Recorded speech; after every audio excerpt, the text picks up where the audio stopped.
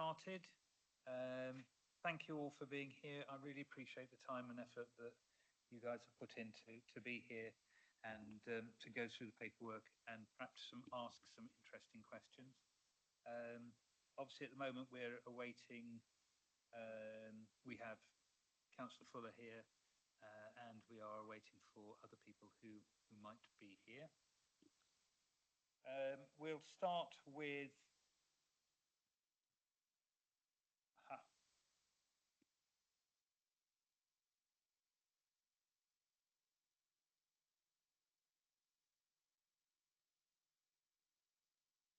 Okay, so we have one change, I believe, in the membership of the committee. So I would like to welcome Councillor Adams to the committee, and thank you for your help already. We have Councillor Beston, Councillor Love, Councillor Quirk and Councillor Ward with us. So we are fully quorate, which is a very good thing for this particular committee to have. We have, and sorry, I should mention, we do have apologies from Councillor Lever. Okay, so if we move on to the item 2, which is the minutes, which is pages 5 and 10 of the pack. Do I have any concerns or comments about the minutes from people?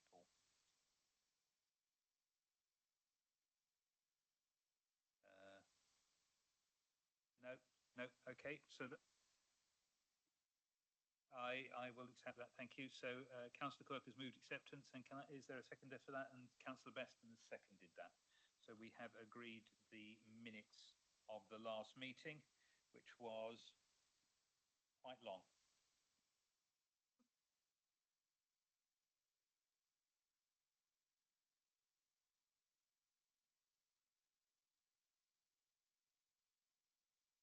Okay, so moving on to item 3.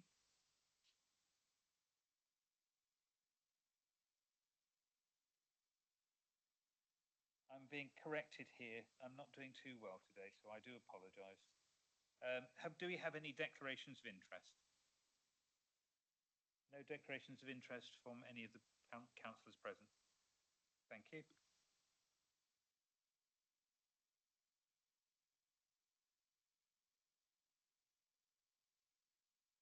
Okay, then we move on to the election of a vice chairman. I've spoken to various people. I would like to propose that Councillor Quirk is vice chair. Do we have any other nominations? Okay, then can I do I have a seconder for that? Yes, Councillor Beston or Councillor Adams. And unless anybody is in disagreement, okay, right. Can I just confirm that everybody is happy with that? Yes, definitely. Right. So, Councillor Quirk, you are vice chair, and I welcome all of your normal input. Thank you. Okay, and then we have public question time, and quite by chance, on a very wet day, we appear not to have anybody in the gallery. Do we have any other public questions? No. Okay. We'll move on. Item 6, progress on outcomes and recommendations from previous meeting. You will see on page 11 that we have 2 items there, one of which is the waste and recycling survey, and that specifically is about our visit to the ERF. I've not heard anything further. Has anybody else? Is there any? No. So we're still awaiting the council's input to that. I think it might be worth mentioning that I am concerned that the timescale for the commissioning of this seems to have slipped again, and it would be, I would welcome a review of that so that we actually can be informed as to when that outcome, when that commissioning may happen. Councillor Ward. Chairman, I actually spoke to Tash Dix last week about commissioning and letting us visit and things like that, and she said she's working on it. I'll remind her. Thank you, Councillor Ward. I'm glad that we're all taking our responsibilities well. Councillor Quirk. This is sort of very overdue. If it's not being commissioned by the time we have our next meeting, possibly have it on the agenda for a report back as to exactly what's happening. That sounds like a formal process for doing what I would like to happen, so I agree entirely. Thank you, Councillor Quirk. So we will have one of the recommendations that it will be on the next agenda, and that the councillor asked to provide us with a timescale for the commissioning and a short report on what the position is. Is that okay? Does that fit with?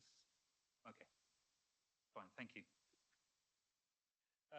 Then we have a beach management framework, and we've had the information available on that.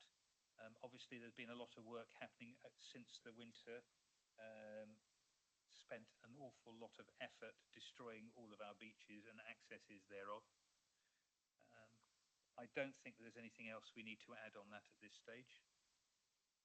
Does anybody else want to make comments on those two? Right, there is one thing which we do have to discuss.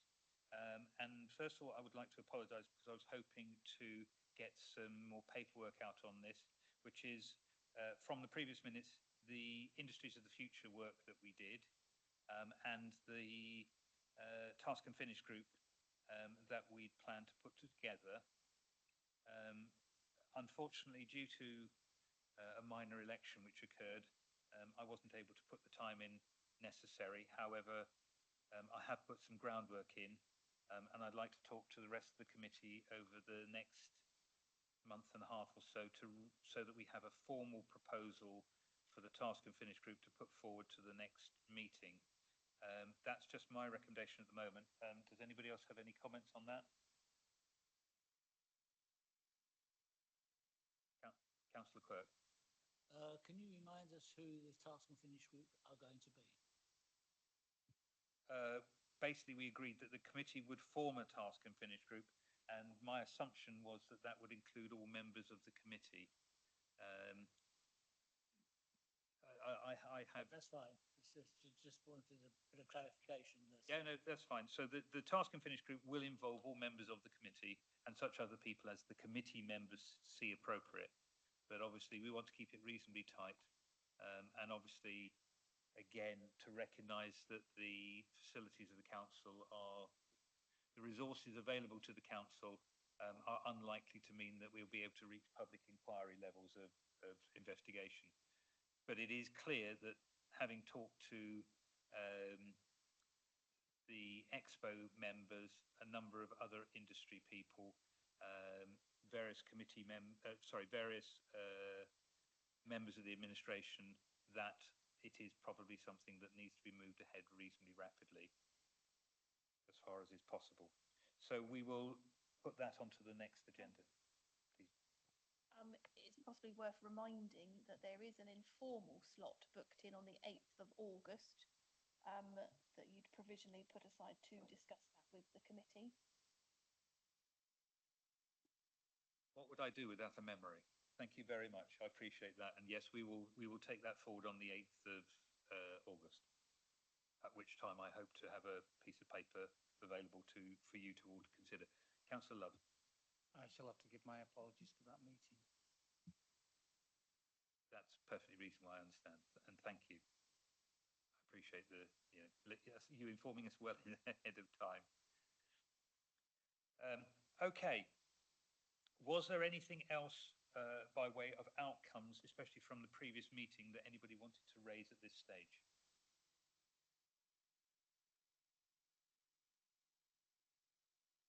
No? Okay. Right, then I think we need to move on to agenda item 7, which is the LGA peer review action plan. And as I mentioned to the officer previously, I do apologise for the fact that we were unable to deal with it last time.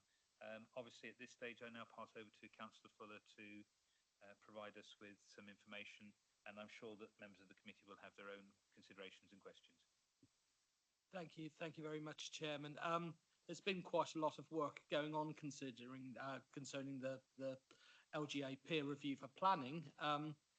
As members will be aware, we set up the peer review originally because there were many concerns that were raised about planning, the planning process, and the LPA and how it was working. And I think a request was made that we further probed into into planning.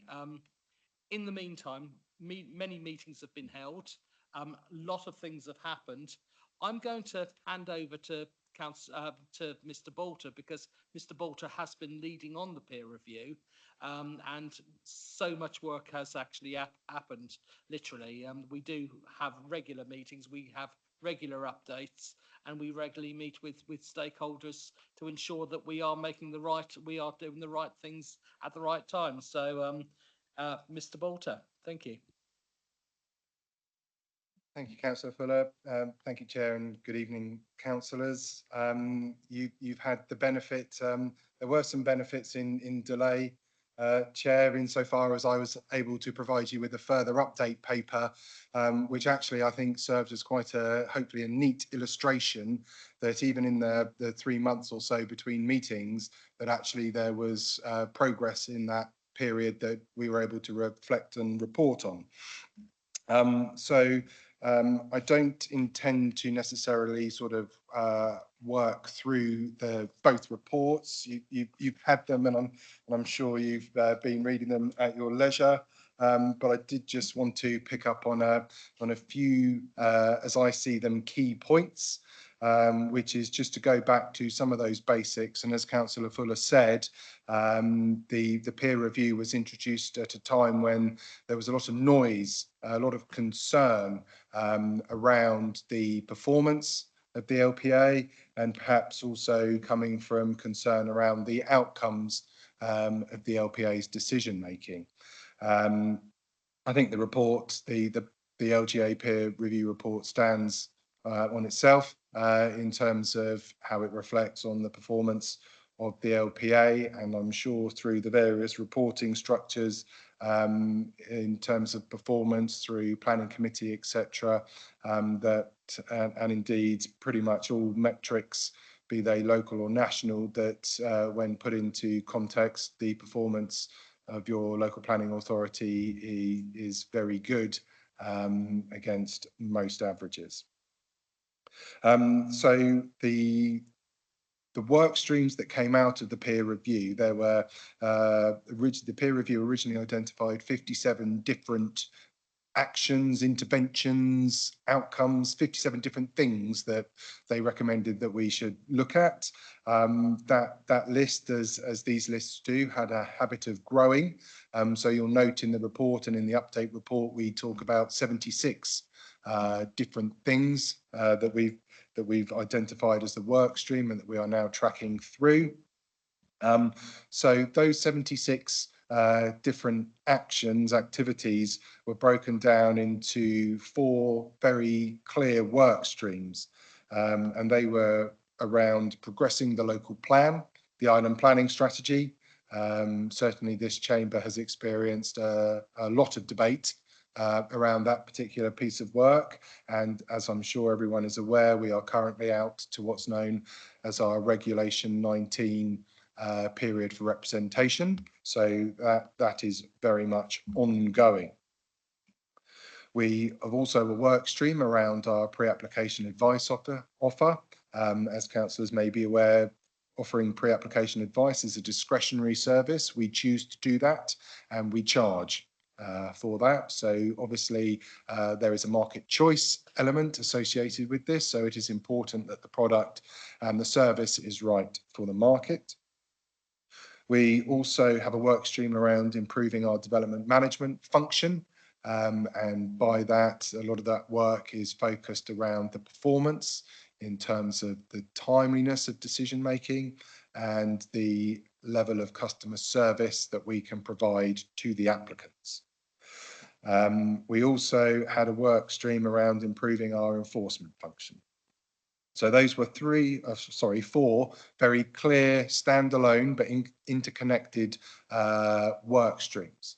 we also had a core principle that really overarched across everything that we do through the local planning authority, and that was about trying to improve trust, learning and customer service. So that's something that is being embedded into everything that we do. As you'll see from the update paper, then there is a table there that sort of helps track through the actions, and we have 39% of those 76 actions have already been completed. As you'll be aware, the peer review was undertaken in May 22. So yes, we've had a good run at it already and done a lot of the hard yards, heavy lifting in terms of the behind the scenes stuff that will then enable us to move forward into the next phase of this project to look at more the public and customer facing side of work. And we have got 53% of the tasks are in progress. So we're able to see that progression through not started, in progress to completed. So we are tracking through those. One of the key indicators that we've seen in terms of performance has been around what's been known as the backlog planning application. So that is effectively one way that we can look at that is the number of applications that we have on hand in the system at any given time. And as I'm sure members will have noted from the report, that at one point in relatively early 2023, that stood at 594 undetermined planning applications. At the point of report, update paper, that was 374. And to update you even further in real time, if you like, that figure now stands at 351. So that is a significant decrease, and that is no mean feat, and certainly reflective of a lot of even more hard work that your planning officers have gone through to get us to that point. And I'm very proud and grateful that they've been able to do that. I think what's interesting as well, even within that figure, that tells a part of the story. Another part of that story then is actually what do we have in terms of what makes up that 351 figure. So there will be three component parts. One will be the applications that we have on our books that are still in time. As I'm sure members will be aware, planning applications have, the government expects different types of applications to be determined within different timeframes. We also have a number of applications where either we or the applicant have sought what's known as an extension of time, which pushes those statutory deadlines back. And then we also have out of time applications. So effectively any application that has gone beyond the statutory decision making time and does not benefit from an extension of time. And what we've also seen is that last category, out of time, the trend is also in a positive one insofar as it is decreasing. And that most recently stood at circa, or rounding down 2 decimal points to 42%. So again, that has come down significantly. What that means, and why for me that's such an important indicator, is that means that we are able to have more breathing space, more bandwidth. And what then is important is what we then do with that bandwidth that we've created for ourselves.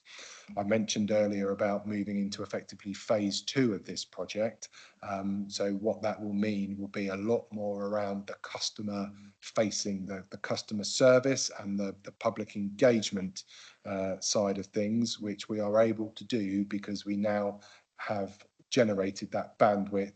So we're able to effectively wash our own face and do that from within the team, albeit to deliver the whole peer review project we, of course, we are not doing this by ourselves. We are working with and being supported by a whole range of other services across the council. So that's been fantastic, because I certainly wouldn't have the first clue about how to change a web page, but thankfully we've got the people that do know working with us. What that does mean is that we are dependent on other service areas in different elements. Legal, of course, play a big role in the planning process as well. So they juggle priorities, but through our effectively recently installed new and improved governance and reporting structures, we're working a lot harder on doing things like identifying risk and tracking things through and making sure that we've got a handle on where things are, and if there are blockers to us progressing them, what they are and who we need to talk to alleviate those. So I think really those are the headline bits that I wish to highlight from the two reports, Chair. Obviously happy to field questions or deal with anything moving forward in a way that you see fit. Thank you. I appreciate that. And first, I'd like to put my thanks on record for the work that your teams have done to try and bring back some of the problems that have been seen in the past. I know that they work very hard. And as you say, the headline figure of numbers of applications which are outstanding is always a useful, quick measure. I'll pass over to my colleagues here, because I suspect that some of the questions that I might ask, they will ask anyway, and they will ask it in a much better fashion than I do. So I will leave it to them. So I would have passed it over to the committee for any questions. Councillor Beston. Thank you, Chairman. Actually, Ollie, so one of my questions was about the blocker, the backlog, beg your pardon. So we're now, if you consider, so 16 months on from March 2023, we've got that figure down to 351. Yep. So that's around about 12 extra determinations per month, roundabout. Our question is, where do we see the planning department, say, in another year? Are you confident to get those remaining 351 cleared, or being more realistic, will that take extra time? Further to that, had you identified applicants that had paid for a premium gold service, etc.? Was that part of the consideration? Was that taken into account? Did those customers come first, etc.? So just like some clarification on that, but just reading that, that's a really good news story. So thank you very much.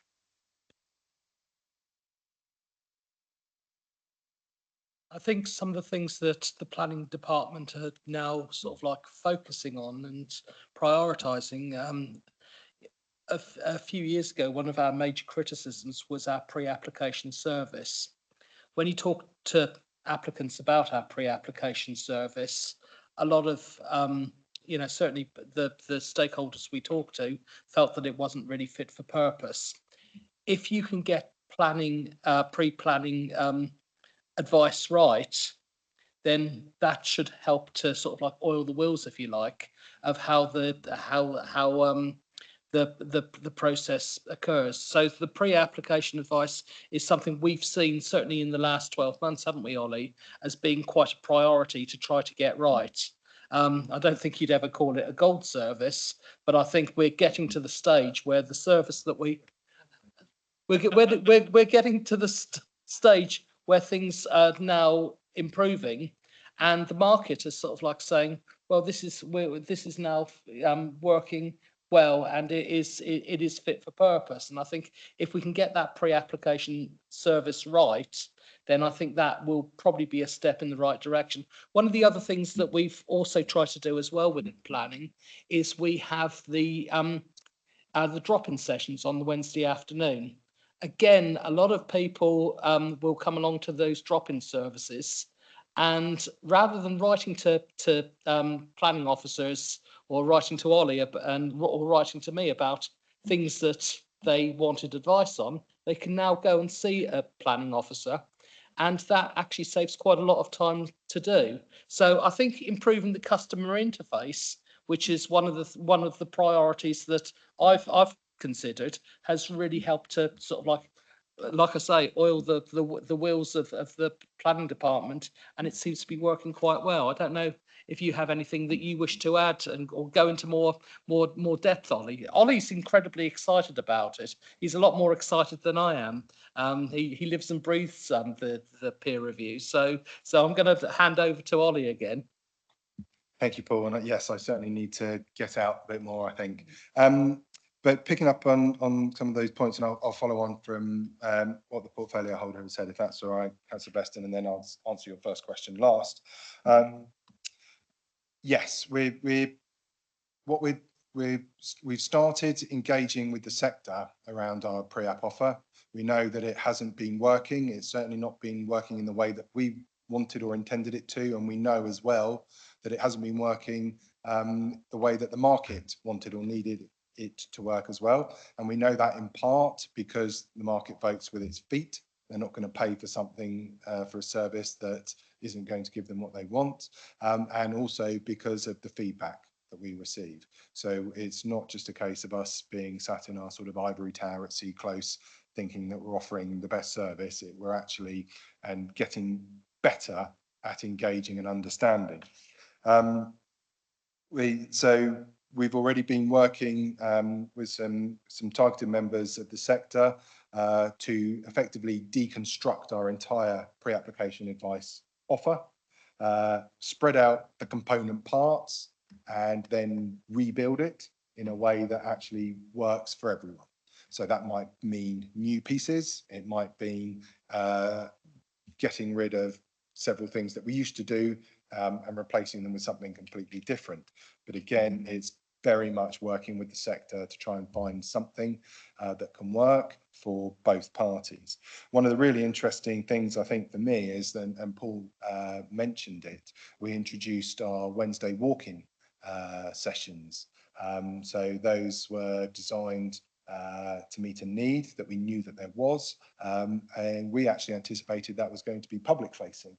So to actually enable a member of the public to simply walk in and in old-fashioned money talk to someone, actually talk to the planning officer. And it's amazing, isn't it, whenever new ideas or new practices come in, that invariably you're just going back to something that used to be done before. And this was very much the case. However, for a range of different reasons, primarily around the 40% reduction in staff just under a decade ago, we weren't able to offer that. What we're really pleased is that we've over the last few years, we've been able to grow the service back a little bit. Certainly not to those sorts of levels, but enough to be able us to do this a bit more. So we all knew that the reintroducing the officer of the day, as it was known in old money, was a really important thing to do. However, what we found, and we've been monitoring it weekly since it started in January of this year, and the uptake has been really good. As I've said, we anticipated that being for the public. What we actually found was a lot of the agents and architects were using it because they weren't able to see planning officers in the flesh or get through on the phone as well. So we had a planning and agents architects forum, which we've restarted, and we had a really good discussion with them about it. And so off the back of that, come September, we're going to be introducing a further Officer of the Day product, which will be for agents and architects. So there will be the public one. So agents and architects aren't clogging up their chance to engage with planning officers. And we will be offering a free bookable drop-in session for agents and architects. So that's going to be really positive, and we can see what the uptake is on that. We'll monitor it, and then we'll see where that can take us, either in terms of growing the offer or changing how people access it. I'm not sure yet, but it sounds like it should be a really positive thing. In terms of where we are with the backlog, I think we've as I've said, it comes in component parts. So there should always, that number will never be zero. There should always be X number of planning applications in the system that are in time awaiting determination. Now, when you look back over our statistics, over the number of applications that we determine over the course of the year, for the last 4 or 5 years, our average has been circa 1,600 applications a year. So I think we're not too far off. I'd like that number to come down, because what we really should be doing is getting those out of time applications that don't have an extension of time or have gone past their statutory decision time down to as close to zero as possible. Now, there may be some instances, and it is close to zero as possible rather than actual zero, because there may be some instances where they are delayed, so potentially through an application coming to planning committee. So obviously an application needs to fit in with the reporting cycle for planning committee. In that instance, one would expect an extension of time to be secured, but they won't always necessarily be. So I think what we'd be looking to do is to be reducing that out of time number down as much as possible. Double figures, I think, is a realistic and proportionate number. The extension of time is a really interesting one. Depending on your point of view, that has been sort of referenced as a local planning authorities get out of jail card, because your performance, as long as you secure an extension of time, on the performance stats at least, you're in time. So it does, the use of extensions of time does mask what might be some underlying systematic problems or issues locally. Now, what the government, or rather I should say, what the previous government said about extensions of time was that they didn't like them for exactly that reason, and that they were minded to get rid of them, or at the very least introduce a system of monitoring whereby the use of extensions of time by all local planning authorities across the country would be monitored and reported publicly. So effectively not intervening, but one might say trying to shame to improve performance. So that'd be one way of going about it. So that we've been really mindful of that, which is why actually when you look at our split, at the moment it is, I think it's hovering around 5% of our applications of the 351 are have extensions of time. So the other sort of positive view on that on those headline numbers is that we have more applications in the system now that are in time than are out of time or extensions of time. That for me is a key indicator, and that would be one of those benchmark expectations as a minimum that we would continue to meet. And that's one of the indicators that we'll be using to make sure that our performance stays or continues rather in the manner that it's been going on for a number of months now. Thank you. Thank you, Mr. Bolter. And if I'd like to pass on to Councillor Ward. Thank you, Chairman. Ollie, that was, I read through the paper, and one of the things I picked up on was that our backlog seemed to be, or it said is higher than average. Now, this is not a criticism. I appreciate what the planning department is facing. But what I wanted to ask is this because we don't have enough resources to keep pace with what is coming in the door?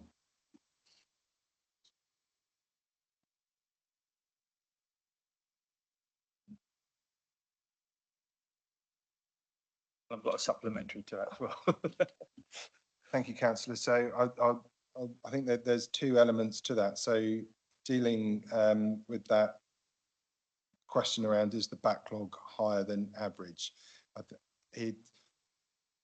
don't think it is. I've been involved. I've done a lot of work with peer review groups, colleague networks across the country, and trying to sort of help me think about what we could do, but also actually help place us amongst where we are, and I won't name the authority, but I was at a planning advisory service webinar entitled Backlog Busters last week, and one of the authorities presenting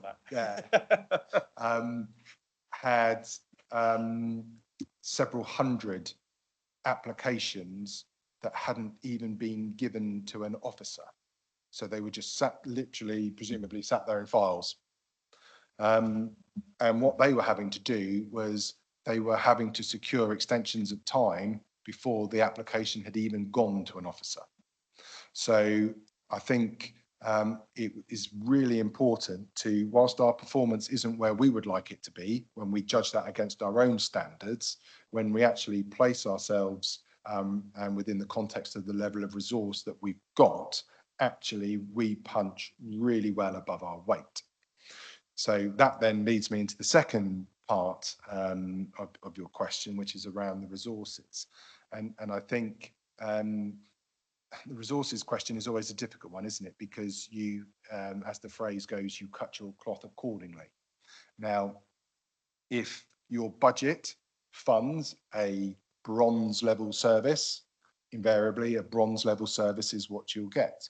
If your budget gives you a gold level service, then that's what you should be expecting to get. Our budget, and there's a lot of really interesting benchmark working and which I can share to the committee through the chair if people would like to see it, actually helps, almost does a pounds per application type analysis. And so you can see that actually our performance is really good. So yes, we could always do more. With more budget, you can always do more. So I think that's probably where I'd have to leave it. Second part I've got is about out of time. When an application goes out of time, does the applicant get informed about that, or do they know about that anyway? And is the onus on them then to come back to you? I've had one restaurateur actually keeps asking me, can you look at this planning application? It's been years. So I'm thinking to myself, well, that's dead. It's been going on. But I think it's them hadn't realised what's happened and don't understand what's happened. Actually, yeah. Yeah, so, well, all applications are available online. And when an application is validated, so at the very early stages, we receive it. There's certain things that an application has to provide to us. And once we have a valid and lawfully made application, we have to determine that application. So at the point of validation, we will write and confirm it has been validated. We will explain who the case officer is and that all the information is available online. And as you might have seen through your work as ward councillors, when you look at planning application information online, there are those key dates that are set out, including the statutory determination date. So yes, everyone involved in the process should be aware of when the application is expected to be determined. And believe me, from experience, from phone calls and emails, and quite fairly and rightly so, people do know when their application should be determined by, because if it's not, they contact us to find out what is happening. So in that scenario, there could be a range of different reasons why we've gone past that deadline. Some of it might be, we have to say, with us. Some of it might be with the applicant. We might have asked them to provide some further information to help us understand their ecology report, for example, or they might need to do an extra survey or something like that. So because there are difference between the things that you need to provide to validate an application and then some of the information you might need to determine the application.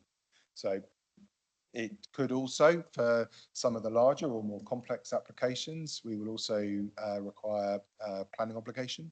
So most of you will probably be aware of the expression of or phrase Section 106 agreement. So they can often take a long time. So there might be delays around there as well. So there's a range of different things why they could happen. So if it does happen and the applications are then still on our books, an extension of time when we agree that, and it has to be an agreed thing, it can't just be one party effectively saying, right, I'm going to extend the time to this. It has to be an agreement that will be to an agreed point in time. So again, if everyone's being sensible when they establish that extension of time, that will allow the time for that extra report or the decision to be written up, whatever it might be. Yeah. So that should all be factored, and a realistic extension of time should be offered, and one would hope accepted. Now, furthermore to that, there is the opportunity for the applicant, should they wish, to actually appeal, because we haven't determined the application. So there's the appeal for non-determination route, which obviously applicants are perfectly entitled to go down. So in that scenario, what happens is they haven't received the decision from the LPA within the set time frame. So they appeal to the planning inspectorate, who will then determine the application. But as part of that process, the LPA has to advise the inspectorate what decision they would have made. So they still effectively have to determine the application. That's not a route that many applicants on the island take. If I'm perfectly honest, I think that's more to do with the fact that PINs, certainly for the last 18 to 24 months, so that's the planning inspectorate, have been overrun with appeals. There's just a dearth of planning professionals across the piece, across the country. So actually the time taken to get an appeal for non-determination heard and a decision from the planning inspectorate is still a significantly greater period of time than it would be if effectively, and if I put it this way, the applicant just bears with us to enable us to get the decision. Thanks.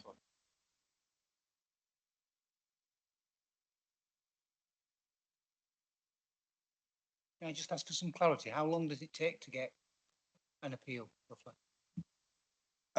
So I'm not sure what the most up-to-date figures from the planning inspectorate are, but they do publish them, I think, on a quarterly basis, because the government sort of said, oh, come on guys, the performance isn't quite what it needs to be. From memory, it is months, like high single figure, low double figure months. So quite a long time in the grand scheme of things. Thank you, Mr. Bolter. Do we have any further questions? Oh, sorry, Councillor Quirk, and I did say I would come to you. I do apologise. Can I just add here that also in the room is Councillor Garrett.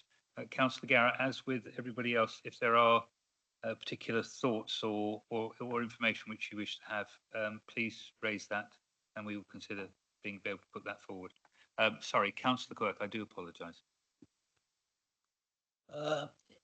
Just a bit of clarification about what we actually define as out of time. Because there's a statutory definition of when you have to determine the applications, but then what will happen is as it gets near to that date, the letter will go out saying, can we agree an extension? And then when we get to the extension date, another letter comes out saying, can we agree another extension? And then you get a letter saying, oh, you haven't given this report, which you actually asked for in the first place when you had the pre-app, but suddenly you need a report that no one ever told you about before. And then there's another extension. What bit do we actually use to say when it's out of time? Is it when it's statutory out of time, or when we've actually extended it by another 6 months and it's out of time? Yes, thank you, Councillor. So it is both. It will, when it is in time, if we go past that point, it is out of time. However, if we secure an extension of time, the way that the government report on the statistics is effectively that brings it back into time. So you could, in theory, at least, I suppose, ask for an extension of time for a week and then not meet it and ask for another extension of time for a week and keep going. How long is a piece of string? But obviously that's not a situation that anyone really wants to be in. But in theory, at least, as long as there is an extension of time in place, no matter how long that extension of time is, then and the application is then the decision is then issued within that extension of time window, it is deemed to be in time by the government statistics. But that's why I said it's often it can be seen as a tool for masking true performance, which is why I think the government have moved, or the previous government moved, to start showing the statistics in terms of the use of extensions of time to paint a more reflective picture. But what that means is when we say this is the out of time figure, in reality, there is a lot of stuff that's well overdue, but people have agreed to it. No. It's quicker than going to appeal. No, so anything that's categorised in that 351 figure as out of time does not have an extension of time, or if it has, it is lapsed, so it is now out of time.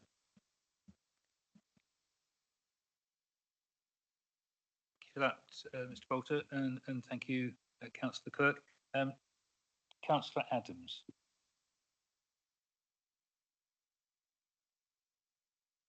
If I'm straying, please excuse me. It's Ollie, earlier we mentioned enforcement.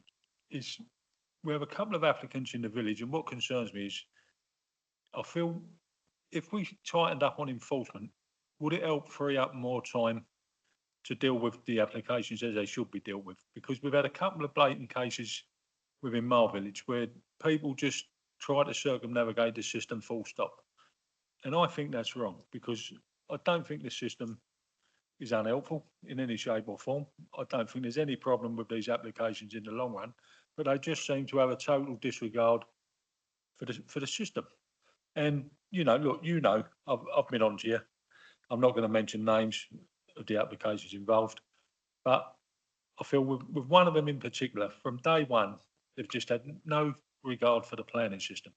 And with this discussion tonight, I've never really thought about it along these lines, but sitting here this afternoon, I feel I should bring it up, because I feel possibly if there was an earlier intervention and we was a little bit more forceful with the enforcement, maybe to issue like a cease and desist, I think it would free up time for you to be doing what you should be doing, which is determining the application in front of you, rather than councillors like myself chasing you where residents are chasing me to get someone in and find out what's going on. Thank you, Councillor. It does raise an interesting question and thought process around what point in the planning process there are interventions from us. So, for example, our planning enforcement service is reliant on being notified of alleged breaches. We don't have a large team, so we can't go out looking for breaches. We have to react to those who report us.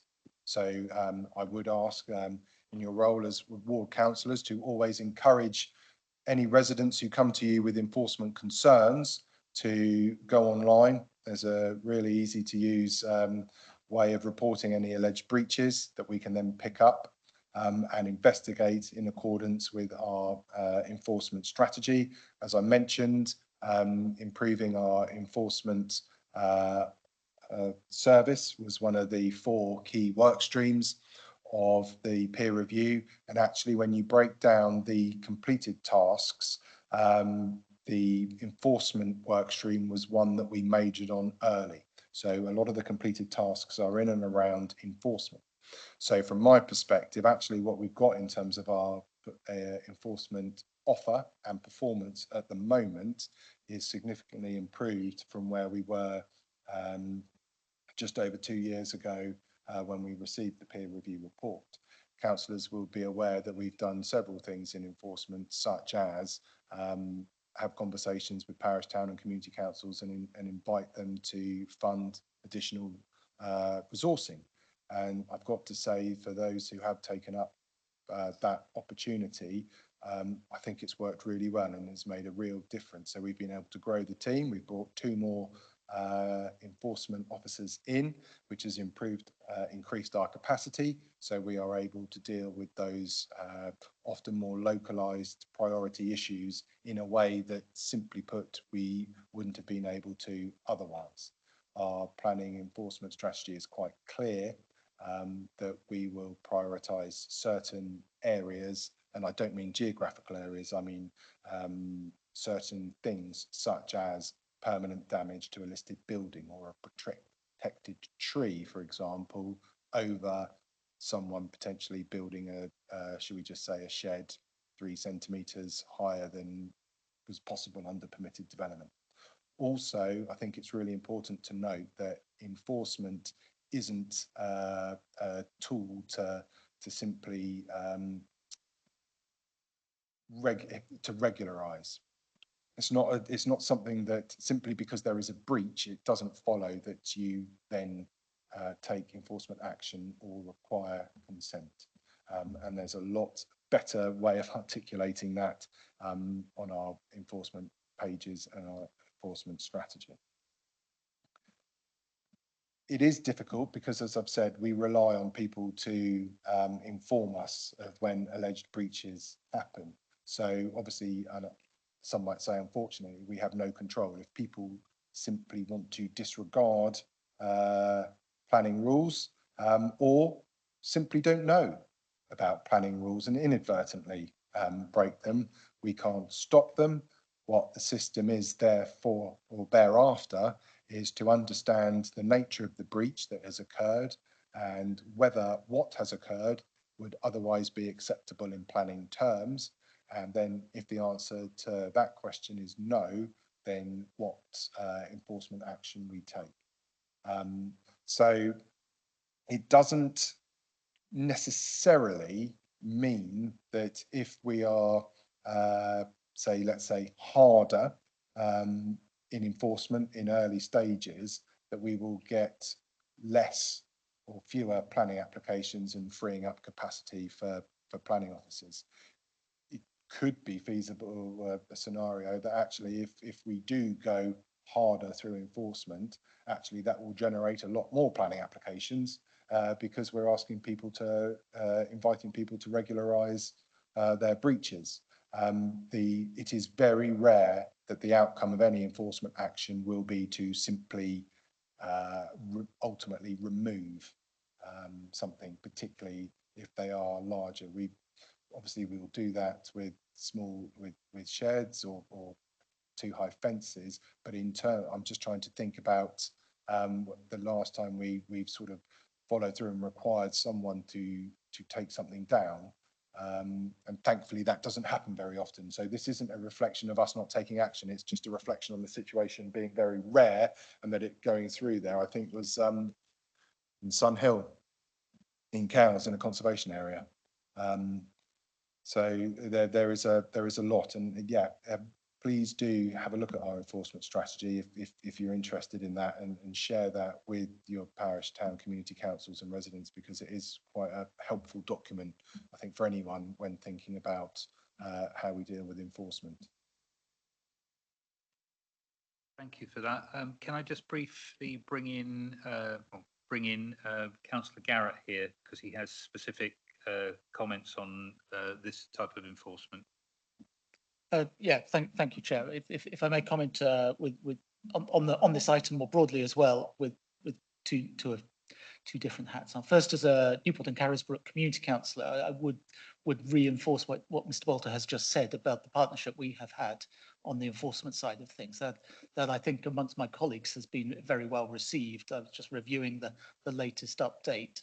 Things do take time, but what we see is things that have concerned us as community councillors, action being taken and action leading to results at the end of these things, both in our town centre and in Carisbrooke village centre, but across the wider parish as well. So, and I've certainly seen that in my own ward. So definitely I would highlight that as an area of success for the planning department, that working with one of the local councillors, and I'm sure others do as well, to achieve something extra. And from a community council point of view, yes, it costs us a sum of money, but it is a sum of money that I would say clearly demonstrates value for money to those who ultimately pay for this service. If I can now switch to my hat as the chair of the Audit and Governance Committee, obviously I'm particularly interested in those things that may arise from the planning peer review in terms of the constitutional refresh. So anything that you wish to feed through, we always take an item on the agenda on for at least a verbal update on the potential constitutional changes. So if you do envisage constitutional changes in the coming year, please feed those through as quickly as you can, or indicate what you might be thinking of. Second, in my role as chair of that committee, I'm on the project board for the Future Governance project, which you will know, colleagues, you will know, that's the committee system board, the one that's going to implement that decision where we move to a committee system. Of course, planning is already a committee. But again, the work of that board is looking at making sure that the constitution that we do ultimately offer up for adoption, there is one that is workable, of course, that we could have implemented it in May this year, but that the one we do offer up for adoption for the start of the committee system across the whole council's functions is as fit for purpose as possible. So again, if there are things coming out through that peer review work, do feed this through either to me as chair or through to the officers who are leading on the future governance work. But certainly there has often been comment that there is a need to refresh some of the one of the kinder words that I've heard about the constitutional aspects of planning. I look forward to, even if there's just a verbal note that I might report at next Monday's meeting of Audit of Governance, that would be very good. And certainly I will inform my colleagues, one of whom is here already, that I was present at this meeting to listen to your discussions. Thank you, Chair. Thank you, Councillor Garrett. Councillor, do you have a point to make on that particular aspect? I did indicate about some of the pitfalls with planning enforcement, but I'm quite happy to let that go if you would rather I did so, Chairman. We're always keen to listen to key thoughts of any member of the administration. I'm just aware that Councillor Beston has been waiting to ask a pointed question, and I'd like to pass over to him at least briefly. Thank you. I mean, my question really accords with Councillor Adams' question and Mr. Porter's answer from the last question. It's regarding the senior lawyer post appointment. Just very quickly, that to confirm that post has been filled now. Is that correct? Yes, excellent. What kind of effects has that had on the regulatory side of planning? Has that made a big difference? And has that obviously impacted on clearing some of the backlog, etc.? And if you could just touch on the key points of that particular role, what that particular post entails, that'd be really helpful. Thank you.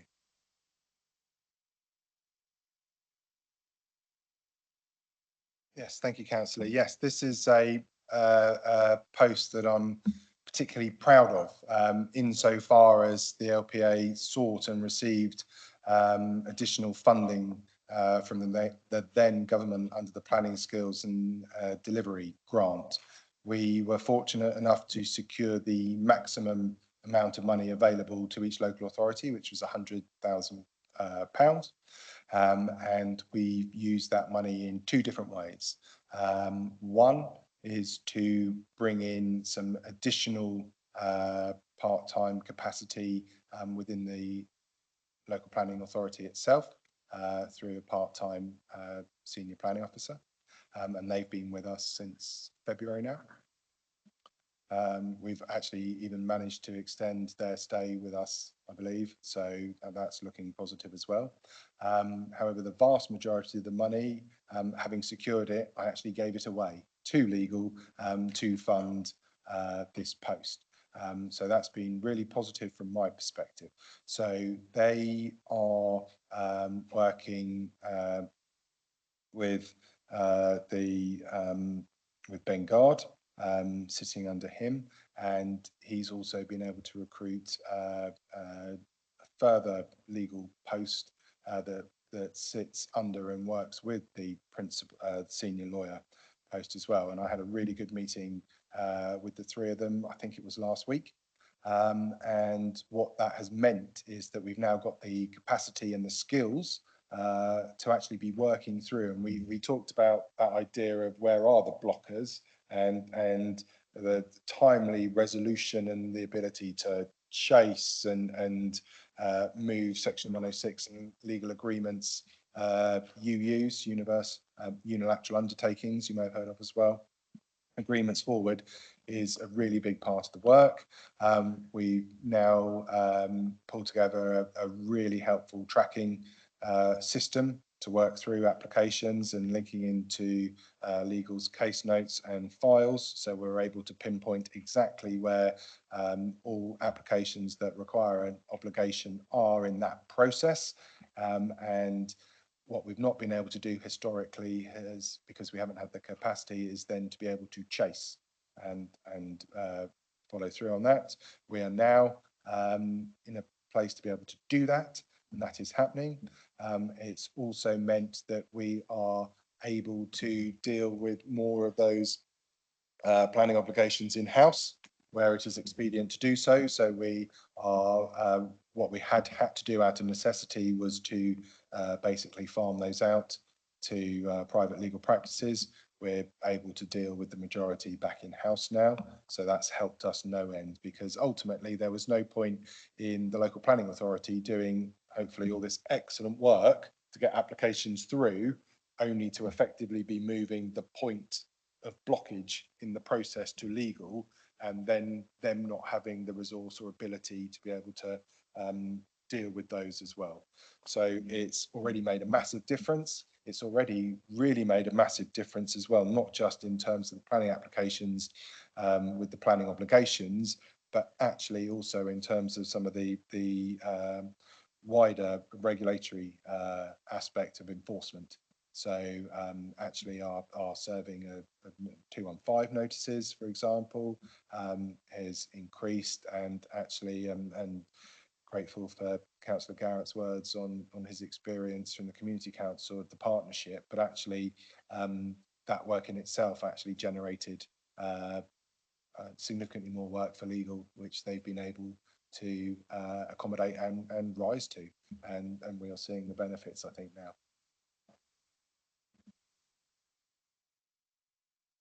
Thank you for that, Mr. Bolter. Do we have any other queries? Right, well, I have one question myself. I know it makes a change for me to only have one question, but it is only one. In relation to item 1.36, which is about section 106 tracking, I'm just wondering at what stage that's reached, because that is something which has been raised by IWALC and a number of local councils.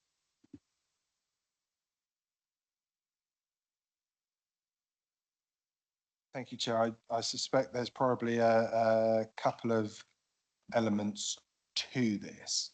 So I'll deal with perhaps the slightly less exciting element first, which is that our tracking system is being worked up in the form of Excel spreadsheet, and then translating that into Power BI, which is an excellent reporting tool that the council has, which we've introduced in other areas, and it's been incredibly useful.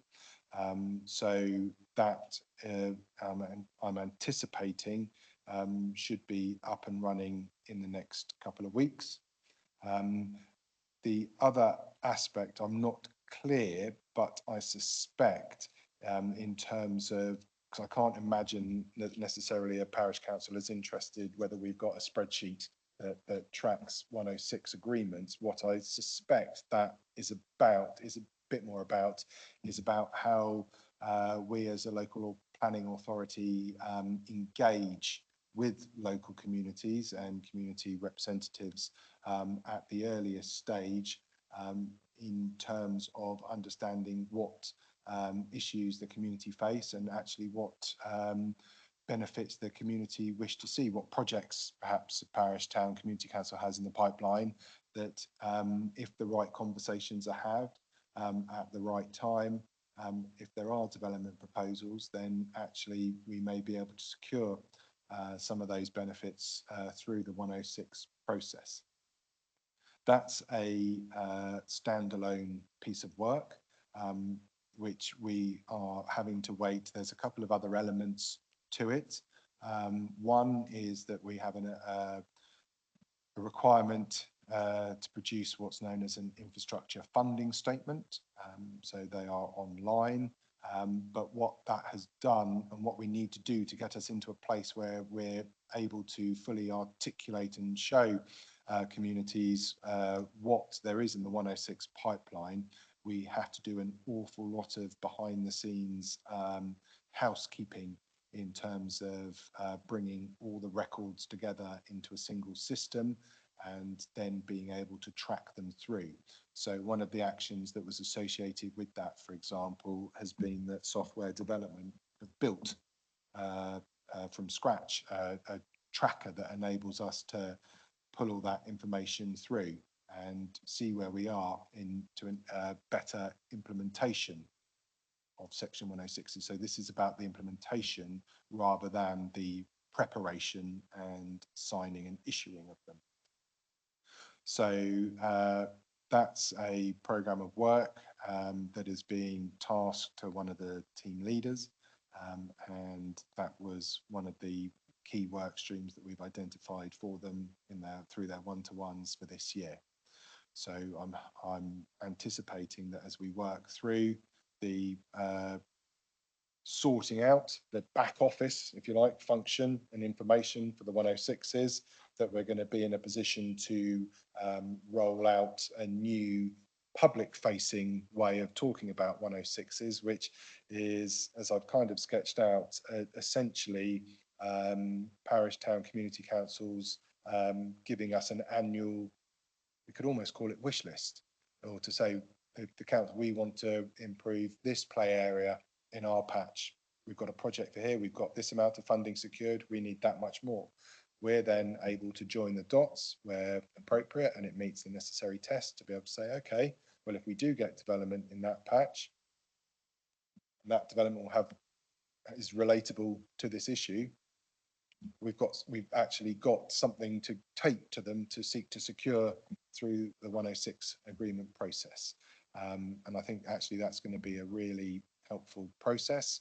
We are going to be linking that into the work that we're doing with IWALC. I appreciate not all local councils are members of IWALC, but as an umbrella group, working with them to actually disseminate a lot of information about what we do, how we do it, and set up some dedicated resources for all local councillors to be able to access. And I think 106 will, because of its importance and visibility, be one of those key bits. Thank you, Mr. Bolter. That was indeed the direction I was going. Can I just confirm, because one of the issues that has been raised is, you've mentioned obviously that they can put a wish list forward, but it also reverses what they might prefer, which is actually to know what is available rather than spending some time working up a wish list. And sorry, Councillor Fuller was planning to talk about this, so I will leave it to you as to how that is responded to. Thank you. We have a meeting with IWALC this evening, and this was something that IWALC has spoken to me quite a lot about, looking at Section 106 agreements, telling us what their wish lists are. But one of the things that I think that IWALC can also try to do to help themselves is to sometimes tell us the amount of money that they require and any grant funding that they're willing to give to put in a project in their area. I think it's about having that conversation and being able to use that opportunity to town, parish and community councils to be able to make sure that we get the right facilities for our communities through Section 106.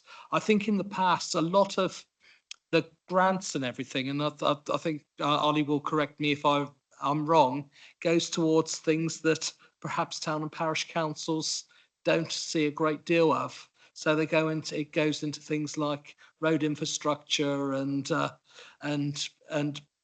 possibly sort of like housing and sort of affordable housing and things like that. And sometimes there are community projects and town and parish councils often have been trying to chase money for years and years to get something off the ground, and to have that kind of match funding that they can use to get grants for a project to take place is really, really exciting. So I think it's great that the planning department is actually trying to do something that will help to facilitate projects on behalf of town and parish councils. And I think this was something that the last government wanted to see much more of, and I'm really pleased that we're making progress on it.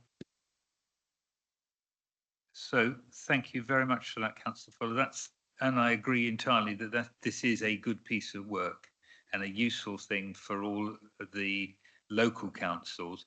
But as I say, I can only emphasise that one of the things that they need to know is what is available so they can move towards that. Thank you, Chair. Yeah, so there's, as I've mentioned, there's the infrastructure funding statement that's online. So that details at the moment what we've got, or at least it does so from a fixed point in time, and that relates to, as I've mentioned, some of those back office alignment issues we have with the records, but we're working through those to get that to paint the fullest picture. What I would say at this moment in time, if there is any parish, town or community council who wants to know if there's anything available in their patch, do what many have done, which is simply please just pick up the phone and give me a call, and we'll consult the records and have a chat and help any understanding about what there is and what it can and potentially more importantly can't be used for. Thank you, Mr. Bolter. That is extremely helpful, and I'm grateful for your comprehensive responses. Does anybody else have any other questions relating to the review, the LGA review at this stage? Councillor Adams. Just picking up on the section 106's. I think Paul and yourselves just answered the question when Paul mentioned the infrastructure. We've got, if the Harcourt Sands proceeds, there's quite a large sum of money in there, Ollie. When I first became involved in this, before I was even a councillor, the sum of £600,000 has been mentioned somewhere. Now, I'm assuming not all that funding would go to the parish council or the town council where that was involved. Is that a fair comment? Because people are of the conception that this section 106 money should be spent directly in that community, but I'm assuming that it's not all spent in that community. And what percentage of it, is there a fair percentage figure you could say, like, if that arose and this £600,000 did arise as a section 106 payment, would it be fair to say 50% of that would be spent in the community, 50% of that will be spent on the roads, maybe outside the community to improve the infrastructure, the schools, whatever? I'd love to be able to give you a really simple and straightforward answer on this one, Dave. I really would. But of course, this is planning. No, absolutely, this is planning. So I will explain what the process is, or rather how it works. So section 106, often in the form of money, which is obviously what would be potentially accessible by others, is secured through a planning consent, and it is there to mitigate against an impact of the development. It is secured through the section 106 agreement, which is a legal document that sits on the property. So it's not with whoever secures consent, it stays with the property. What that means is that the legal agreement will be, whilst it may well be on a template basis, all the clauses will be very much bespoke to the application. So what I think we would do is say, look at the Harcourt Sands legal agreement, and that will break down what all the payments are. It will explain what the money has to be spent on, and that will include potentially, if relevant, where as well as what. And the money ultimately is spent on, as I've said, mitigating the impact of the development. And generally speaking, any impacts of development will be in the local community around the development site.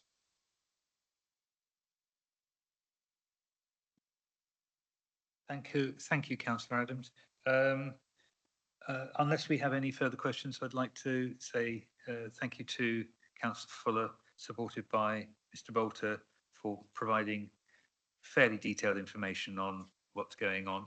And I'd like to move on to the next item. And we have agenda item 8, which is the Regeneration Strategy. And I'm grateful. I understand that Councillor Jones Evans has been unable to get here today, and I understand that. I also recognise that we have Mr. Minns here to help support it. I will place on record. Oh, I do apologise. Councillor Jones Evans has indicated that she is here. That's extremely helpful. Before we get started, I will raise something which a number of people have raised with me. On something like the Regeneration Strategy, I'm grateful for any update, but when we're looking at something which is been going for quite some time, we really need a written response, a written report, and certainly I'm quite happy to reiterate the focus of our concerns, and my colleagues on the committee will talk to me about that. But I would like to see some report coming out dealing with our concerns, so that we can perhaps take a deeper dive at our next session as required, and we can talk more generally about what we consider to be the key focus for scrutiny at our informal meeting on the 8th of August. And obviously, Councillor Love, if you have any thoughts, I'll happily talk to you about them and make sure that they are included in our considerations. But I would like to pass over at this stage to Councillor Jones Evans, if she's still there, and obviously bring in Mr. Minns as appropriate. I think Hello. you're there. Hello. Excellent. Thank you. Hi. Yeah, apologies I couldn't be with you. I'm not feeling the greatest. I didn't want to go spreading in case in case I had something. So anyway, I'm at home. But so thanks to technology, I'm able to come and to participate in this important topic. It's so many things that we can update on in Regen, and of course we used to when we had the full Regen team, and let's not forget that we've actually lost 11 people out of the Regeneration team at the end of August last year. So which haven't been replaced. And we've also had extra work come our way. So I think it sort of demonstrates the nature of Regen, that it has to be quite agile and responsive, especially to the vagaries of government when they decide to announce a new fund or opportunity. But I've been sort of on the council for quite a number of years now, so I do remember when this came out, and all the months and months of consultation that was done to get this ready, and this was published in 2019. Now, only a few months later, we were into COVID and 2 years of COVID as well. So I think it's worthwhile remembering this was written in a time before COVID, and also a time where there was a fully fledged regeneration team, which had obviously appropriate funding as well. And now, of course, we have restructured because we have a much smaller team. So housing, for instance, now is managed in a separate directorate, and so is property. So because Regen has to work right across the council to be able to deliver all the projects. Any project is going to need a property advice, it's going to need procurement advice, it's going to need legal advice, it's going to need to work right across the council. And planning used to be under the same directorate as well, so it has been split off somewhat. I was trying to find the last QPMR reports. I couldn't remember what meeting it was at. I don't keep paper copies. I have online copies of my papers, so I couldn't quite remember which one it was. But every quarter we also do an update, and we'll look at some of the KPIs in Regen and mark how they're going. So that might be a quick piece of work. I can maybe scan those and see if we've got some good KPIs to report to. For instance, the increase in wages. But I've just made a few notes about when you look. I don't know if you've got the strategy in front of you at all. We do. You do have, yeah. So if there's particular items that you wanted to talk about, I'll be able to talk to them, absolutely. But just by looking at a few things like we're protecting and capitalizing on our unique environment and cultural heritage. Well, we have, since this strategy was written and was adopted, we are now, of course, a biosphere. Now, it wasn't something the Isle of Wight Council did, but it assisted along the way, and of course has now embraced that fully. We have, when I became the cabinet member 3 years ago, obviously I was, being a council, I was aware of the strategy. I was very certain that I didn't want to go rocking the boat too much and putting lots of new stuff in, because regeneration takes a long time, takes a lot of investment, a lot of it's about building relationships. But what was very, from my personal opinion, and doing the research that I've done, in my role previously to being the cabinet member, I realised that culture was such a lever of creating wealth. Sorry, my phone off. Of wealth and social cohesion as well. So that's what I did in the corporate plan that we agreed in 2021, was put cultural strategy. To have a cultural strategy, but also put cultural regeneration really at the fore of what we've done. And because we did that, Arts Council, part of that, they realised they hadn't invested much money on as an island, but because we had committed as an administration, as a council, to culture, they felt confident that this was be a good place to become a priority place. And 3 years ago in September, we became a priority place, and that has pulled in £7 million worth of money into the island, plus a very big project, 2.1 million at department in Ryde for the regeneration of that site, and that has pulled in other investment as well. Similarly, and this happened back in 2018, so this is work that was done prior to this being delivered, was looking at our built heritage.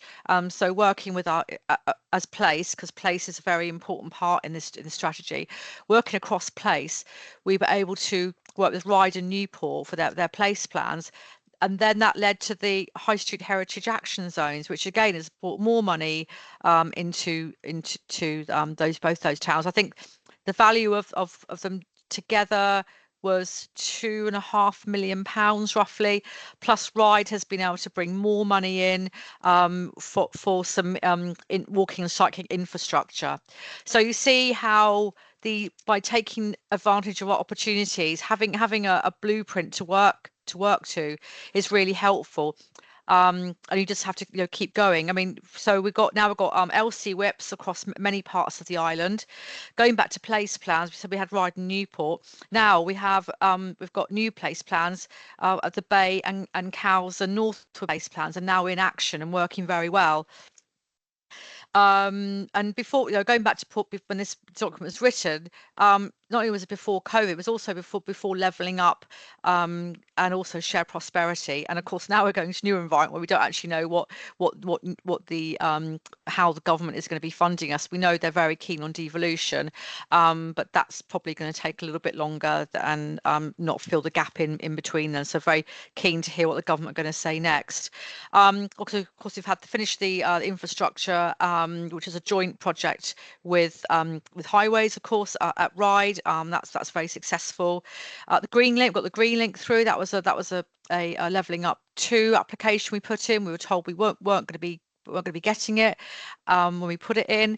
However, it actually was a very, very good application, and the government just decided to give us the money back in October of last year. And of course, it's successful in levelling up round 1 at East Cowes, and that's almost coming to completion. That'll be completed on time and within budget, and actually, to say, one of the few across the country that is able to do that. We've got business skills and the environment. Building 41 is now complete, and that's doing very, very well. We have we've got our own Isle of Wight skills plan that's happened since this strategy was written, and also we've got the regional one, the local skills plan, the LSIP. Branston, our phase 1 is completely finished now, and we're just looking for last 2 tenancies in the building. So our next ask will be to looking for funding to do phase 2 of that.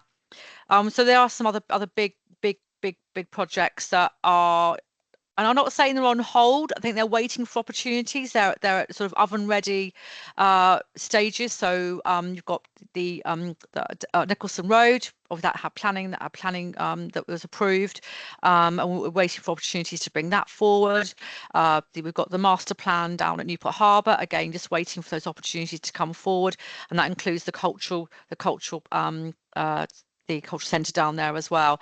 We're working again with on the Guildhall and with Historic England on that, and Arts Council. We've been very successful at the Dinosaur Isle with our Arts Council funding as well for the museum there, and also brilliantly for Sandown Town Hall. So that's again our culture and our for supporting young people and protecting our buildings as well. So, Chair, you've been really kind and indulged me, and I can feel myself feeling a little bit better, because when I talk about all the stuff that Regen's done and where we're looking, I do get excited about it, I have to say.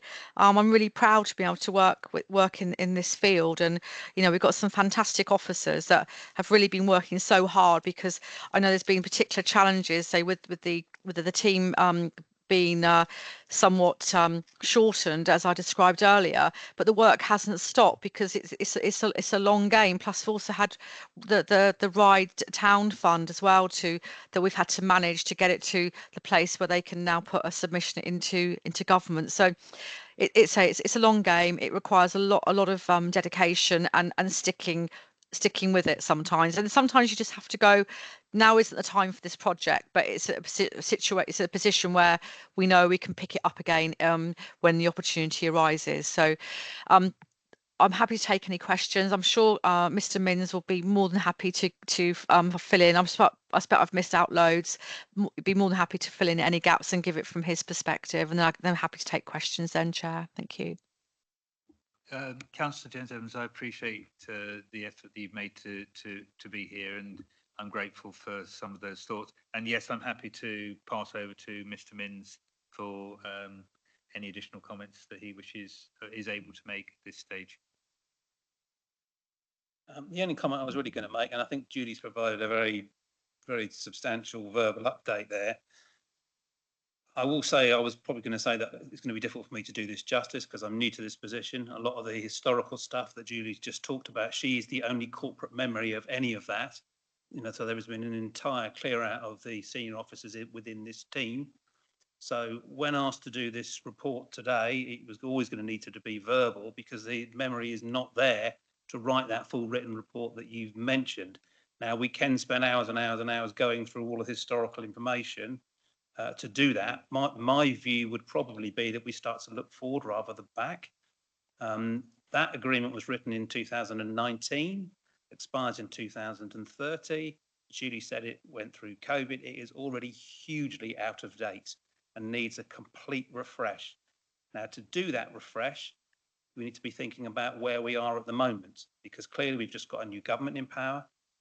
We've got general elections next year. It would be sensible to look to do that refresh of that report at the right time, so that the actual report is a meaningful report. I think when you look back at that report, it was very aspirational and had a huge team of people and a considerable amount of resource that was put aside by the previous administration to do that. That no longer exists in any way, shape or form. So we are in a very, very different place than we were then.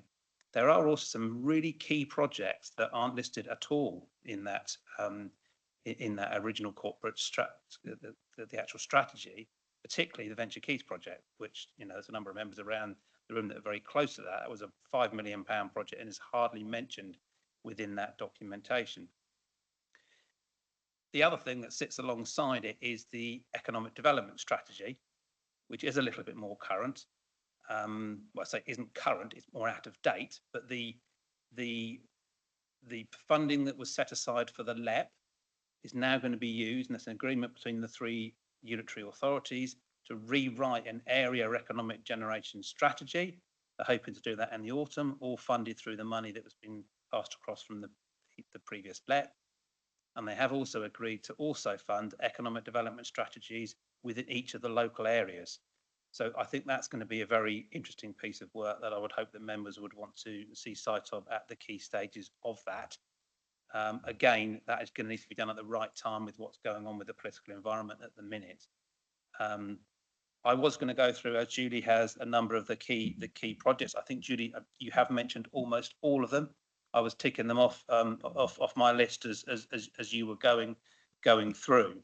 And I think when you look at the aspirations that were put in that paper, quite a lot of those things have either started, have completed, or are sitting in a period where they're on hold, waiting for further funding to come in further down the line. So I think that was just my take on it as being a new member of staff coming into this arena, really. And thank you for that. That's very helpful, and I think it probably leads on to the discussion which we separately need to have anyway about exactly what we need. Obviously, we always need to look forward, but if we don't look backwards, we face the possibility of repeating some of the things that we've done, which perhaps were not as successful as they might have been. I think I'd probably leave it to councillors at this stage to raise any specific questions they wish to mention. Councillor Beston, if you would lead, please. Thank you, Chairman. Thanks to you, Julie, for the introduction. That was really helpful, and for Alex for the follow-up. At the beginning of your introduction, you mentioned wages. So we're looking at this particular regen strategy, so we've had to pull strands from that. And the first strand that I pulled was, and Alex has mentioned an aspiration around average pay being increased to £600 per week by 2027. I've dug into some ONS figures for last year, and it's a comparison between Isle of Wight wages and mainland wages.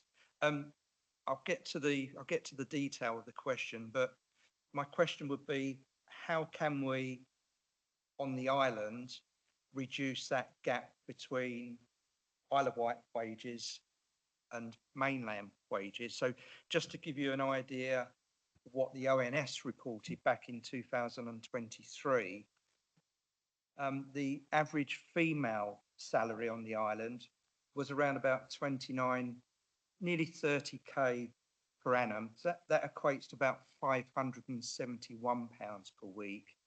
The UK average was around about 37,200k per year, and that equated to around about £715 per week. So that's a deficit of 7,500 per annum. I could go on to the MAL, comparisons, but comparing Ireland's wages to UK mainland wages, there was a deficit of around about 13,400 on the MAL comparison. So, I mean, my question and the challenge here is, how can we on the island get that gap down? What kind of actions can we take as an island as regards to regen to address that imbalance? Do you want me to take that, Chair? I'm happy to. Yes, I'm Yes. more than happy for you to take that, Chair, that particular commentary, and it's something which has come up recently. A number of people have raised that, and for all intents and purposes, very simply, we're looking at 75% of the national wages seen on the island compared to the mainland. I will make a comment because you would expect me to. Yeah. I have Yeah, I think repeatedly pointed out, sorry, I'll just add, I've repeatedly pointed out that actually one of the problems we face is the ferry situation, and that has a dramatic impact as a trade barrier for our economy. But sorry, over to you, Councillor Jones Evans, please. Yeah, I think it's like it's a woven thread right through the strategy really. There's so many elements in there. One is rebalancing our population. And one is rebalancing our sectors as well. Now, because I think it's about 38% of our economic activity is based around tourism. Tourism isn't known for as being a place where you'd earn a high wage. You know, not probably until you get to sort of the upper levels of that industry. And care as well. We know care is grossly underpaid for the value which carers give. And again, we're highly sort of skewed our population working in that sector as well. So it's to do with our aging population. It's all to do with also we have a lower element of skills attainment, especially at degree level, where we're lower than Portsmouth and Southampton, which you would expect because they have universities, and we don't. And it's say with the ferries is a bit of a barrier as well. So there are so many elements, but it's about attracting some bigger opportunities here, and also taking the opportunities of the gigabyte island as well. So it's about selling the island as a place where we've got fantastic connectivity, and you can pretty much do any job here that is in the digital world. So it's a thorny issue, but I mean, keeping and retaining young people, getting skills and higher education, further education levels up is absolutely key to that. And also think about it. That's why housing is in this as well, because if you've got good quality housing, then people will come here as well and set businesses up or live here as well. So there's so many threads on that, and it's like building blocks that creates a good economy. There should be, as Alex Mr. Minns alluded to, well, not alluded, he actually said there will be a new strategy for the region, because we're having one being written for Southampton and Portsmouth and us together, and also our own one. And there'll be some interesting stuff in there, and that will all be pulled out so we can look at it in detail. But also our JSNA, some members I know have been on the JSNA trainings recently, and that's been fascinating looking at our demographics. So it's not an easy thing to fix, but we just got to keep working at it. That's what I say about regen being a slow burn in a way. But we just have to keep working in the right direction, have aspiration. But I would really plead the case for regen to it's not the thing is it's not a statutory function of the council. And that's at the heart. That's probably at the heart of it, because we don't have to do economic development, but of course we must do it because we're best placed to do so. So it was really hard. It was really hard last year making that decision. I shed many tears over it because I knew that it was the wrong thing to do for our long-term prosperity. Thank you, councillor. That's quite a helpful sort of exposition on the regen strategy as it stands. And I think we come back to what's been said about, you know, what is there in the future. I mean, I think it's safe to say that it sounds, and you will tell me if I'm wrong, that the actual current regen strategy is, for all intents and purposes, moribund, and that we're looking forward to new plans and new approaches. And as I said, it is something that we need to consider about exactly what has happened coming out of that. But I understand that audit and governance, I do apologise, my pronunciation is appalling, will be looking at part of that. I have colleagues here who have got other questions to raise. I will pass over to them. Start with Councillor Love, Councillor Quirk, and then Councillor Ward.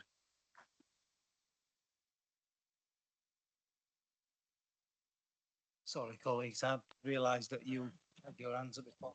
So, thank you, Alex. It is difficult, really, isn't it? And we are in a new beginning, so as to say, with a new government in post. We don't yet rightly know exactly where we're going. There is a feeling of fresh air flowing through the system. What's in that fresh air, we have yet to see whether it's germs or bugs or seeds.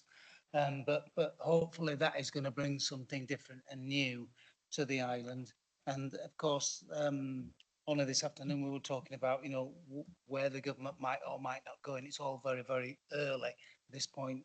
But devolution is one of the things that's very much at the front of their thinking. It's more or less a ticket in where they talk about devoluting powers out to local councils.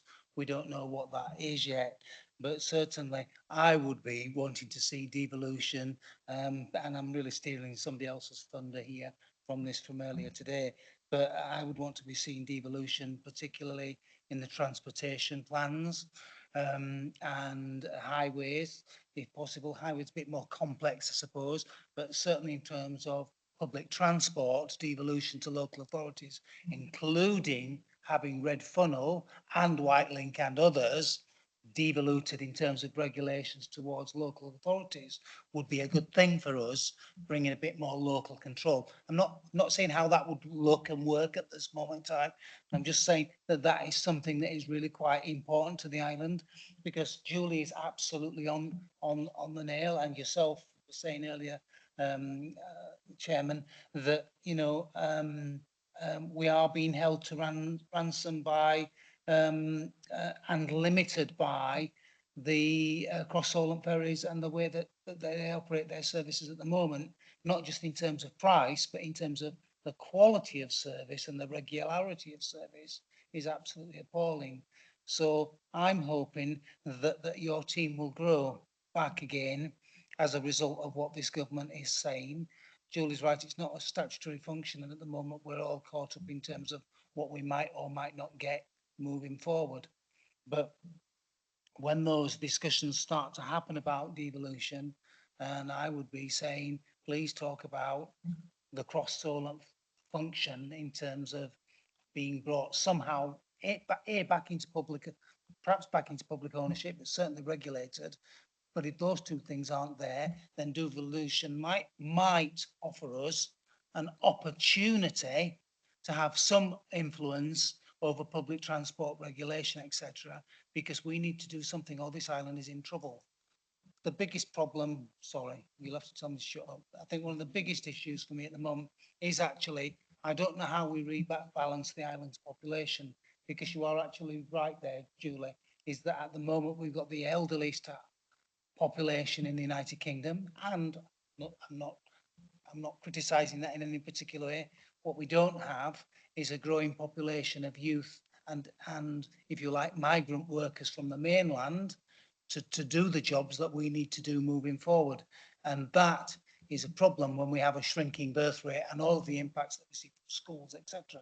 But even that might be an opportunity if devolution gives us more control over the buildings that we own in terms of schools, etc. So there's a lot to look forward to.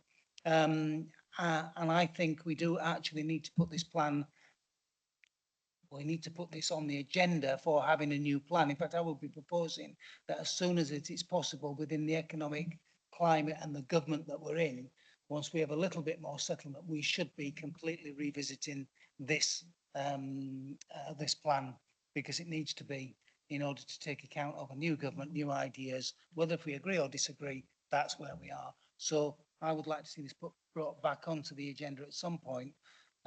Certainly the new local government scheme, you know, the lost my words now, sorry. Certainly as we move forward anyway into the new organisation of the council, we should be, that should be one of the priority topics, regeneration. I think that's reasonable, thank you. And if I can move on to Councillor Quirk. Could I just respond to Councillor Love? Is that possible? He said an awful lot, which is probably rather aspirational at the moment. So I don't think we want to go too far into the aspirational. I think we probably need to fit more into the detail for a little bit. Yeah, it was just, I was just going to say, I think looking at the because we know we're having an economic development plan, which is going to be funded by the money that there's been transferred from the left. I had our last LEP board meeting this morning where it's all been agreed that's going to happen. I think that's probably the good starting point, because we need to then look as a council, are we going to fund a regeneration team to deliver regeneration strategy, or do we look at first steps, the economic strategy that will be the plan that will be forthcoming? And that I think will be really helpful if not only this committee has a look at that plan and that draft and see what we can develop out of that can either refresh the current regeneration strategy that we've got.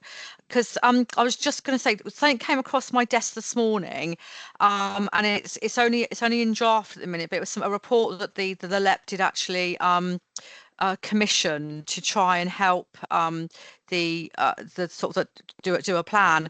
And actually some of the things that they're saying in it are things that we said in that plan originally. Things like, the Solent's unique coastal geography, become a world-class global hub for maritime activity, green technology, sustainability, opportunities to develop the knowledge economy by looking at the universities and ports in Southampton, an opportunity to capitalise on the area's tourism assets and the cultural offer and creative and digital spaces. So actually not a lot has really changed from that. Maybe a bit more nuance, maybe a bit more focus on creativity. So it's not a question of throwing the baby out the bathwater. I think it's more like seeing what the latest data tells us and seeing how that, if there's anything in the current plan we've got before we decide to ditch it. That would be probably a helpful approach, I think. Okay, thank you very much, Councillor Jones-Evans, and obviously that's something we'll take into account when we speak later. Councillor Quirk, please. The regeneration plan is a very broad and aspirational plan, and it covers a whole range of things. And there's a lot of economic stuff in there, there's housing stuff in there, there's social stuff in there. And actually, the need for people to have affordable housing that they can, and that's decent housing, is still the same now as it was 5 years ago. The need for wages to increase is still the same now as it was 5 years ago.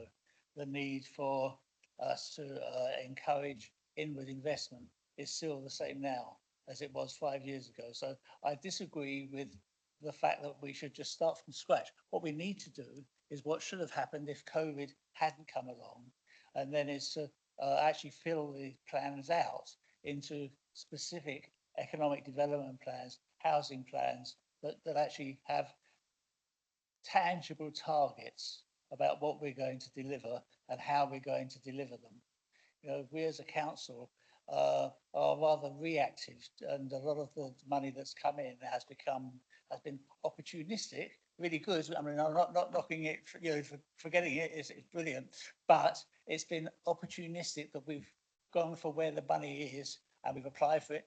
But what we need to do is have money that leverages commercial investment behind it. And that's where we need to expand. We need to do something to encourage housing. We need to do something to encourage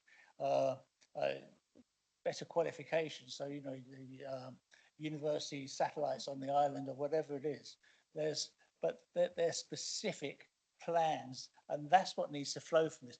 The basics of this is actually all sound and it's still valid. I don't think anything has really changed. What we need to do is to take the elements of it, and it probably is with the new council, but we need to actually plan out what we're going to do to deliver things that actually make a difference. Can I just be That- clear? That's my thought. I Yes, haven't suggested right now. I'm suggesting build on. Yeah. Okay, well, let's keep moving on, because obviously it's all getting, and you're quite right. We need to be careful that we're not too aspirational at this moment. There are a lot of opportunities. I'd like to bring in Councillor Ward, specifically at this stage. Thank you, Chairman. Like my colleagues, I read through this and I thought, okay, yes, it's expired. It's as simple as that. Yeah, you know, good stuff in it at the beginning. We achieved some things. Some things didn't get done. That's the way of the world. You know, we have to accept that. What I'm particularly concerned about, obviously, is Sandown and the Bay. The prime tourist area of the island is regularly neglected. Julie, can you say Cowes got this, Newport got that, Ryde got that? I have people in the Bay, people in Sandown saying, why don't we ever get anything? Okay.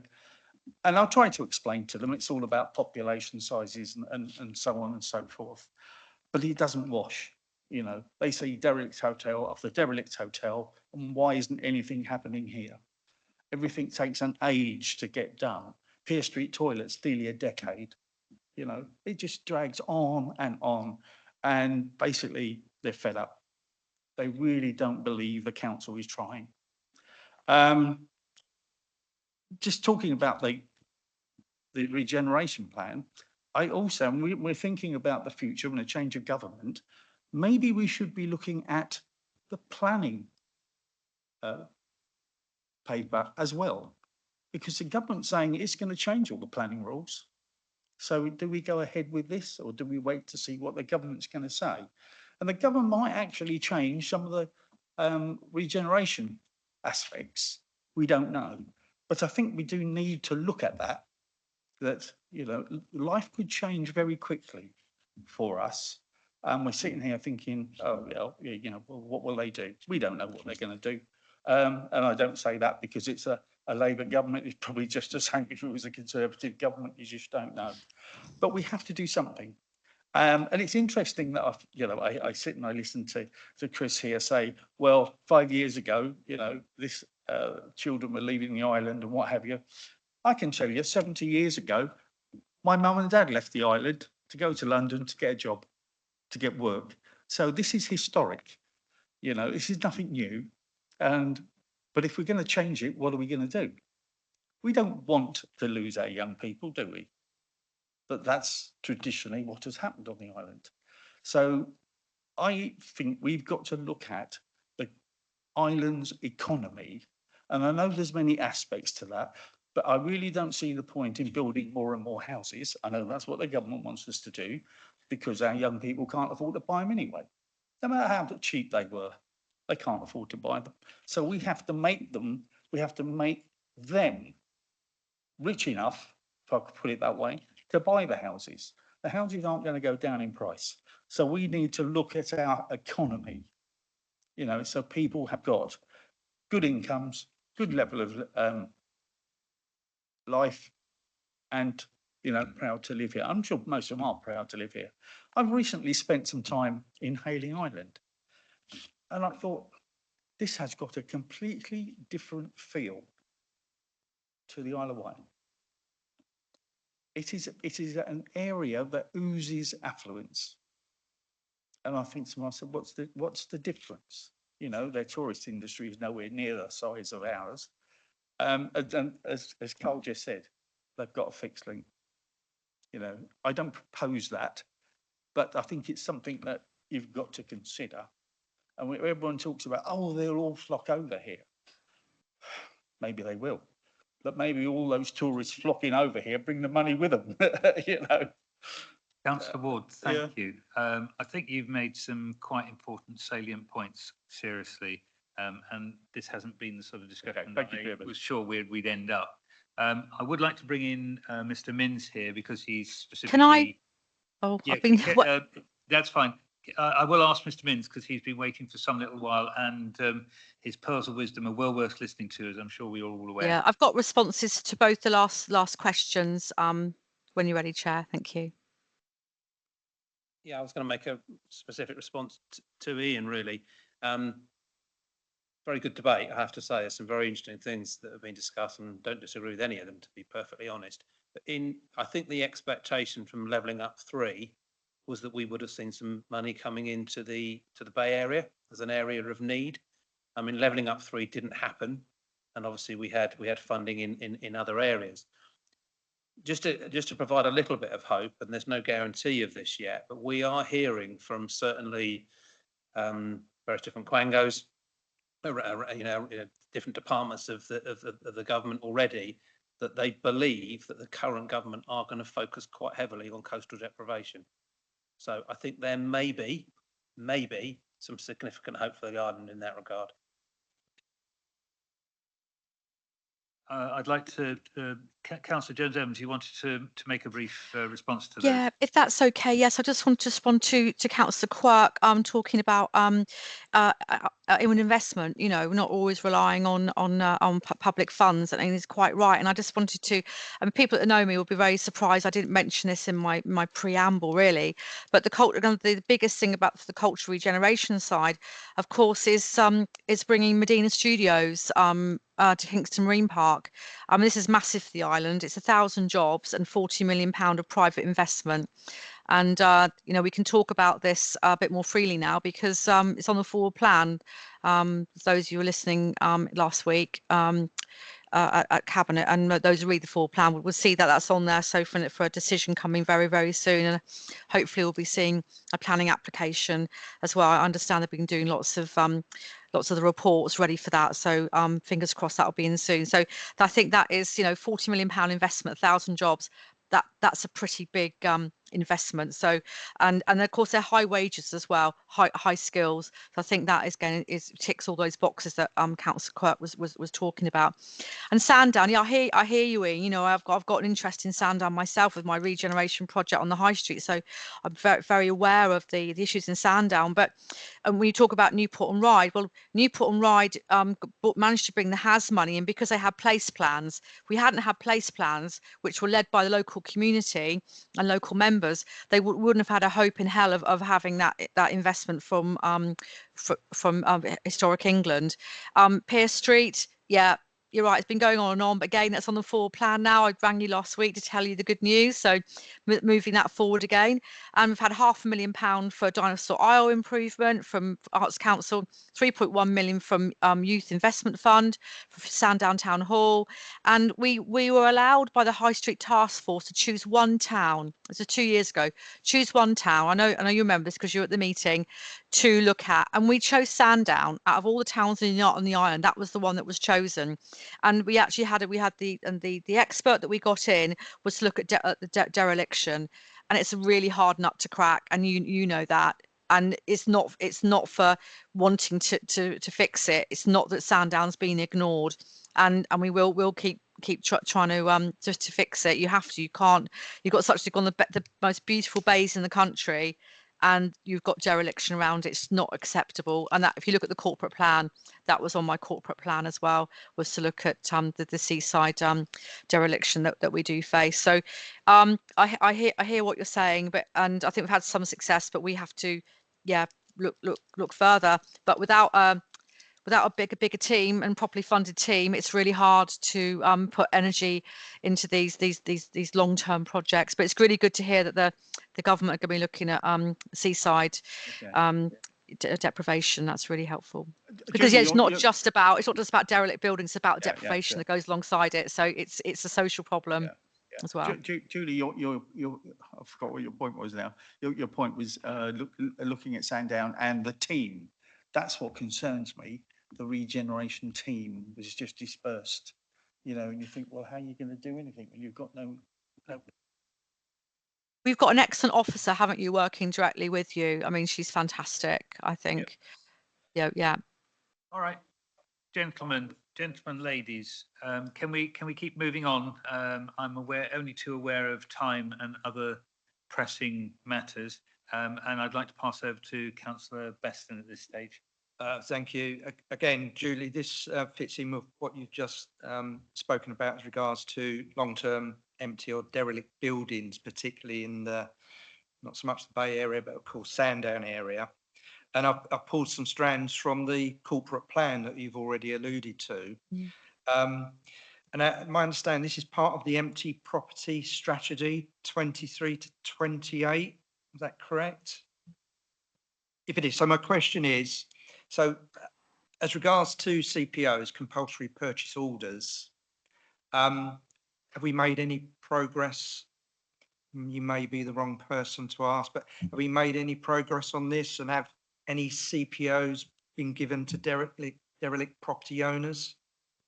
I don't believe there has, but that would be probably best to have a written question directly to Councillor Stevens on that. That's under his remit, empty properties.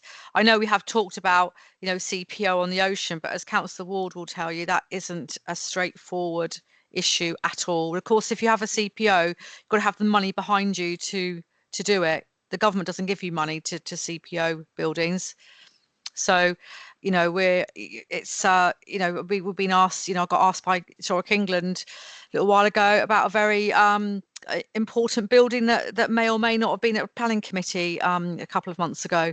But you're talking many millions, and without the money behind us, or without a buyer that's going to come in behind that, it's very difficult, very challenging indeed. Okay, I'll direct that to Councillor Stevens in due course. Thank you. Thank you, Councillor Beston. I appreciate that. Do we have any other questions for Councillor Jones-Evans or for Mr. Minns at this stage, or shall we? Yeah, okay. No, it's fine, please. Public PCSOs, public space protection orders. Can you answer that one for me? So, I mean, the specific question is, there are PCS. Let's go on. Well, I used to manage it. I don't know. That now sits in a different department. So if it's an issue, probably not. This one for Councillor Lucioni, I think, isn't it? It now sits, it does sit under Colin Rowlands in Neighbourhoods. It sits under Natasha Dix. Okay, I'll direct that directly to Natasha. Okay, no, appreciate that. Thank you. Councillor Adams, I'm aware that you wanted to say things some little while ago. I apologise. I'll be very brief. Getting back to Councillor Ward's remarks earlier with regards to housing. I think we have a real problem with the housing here.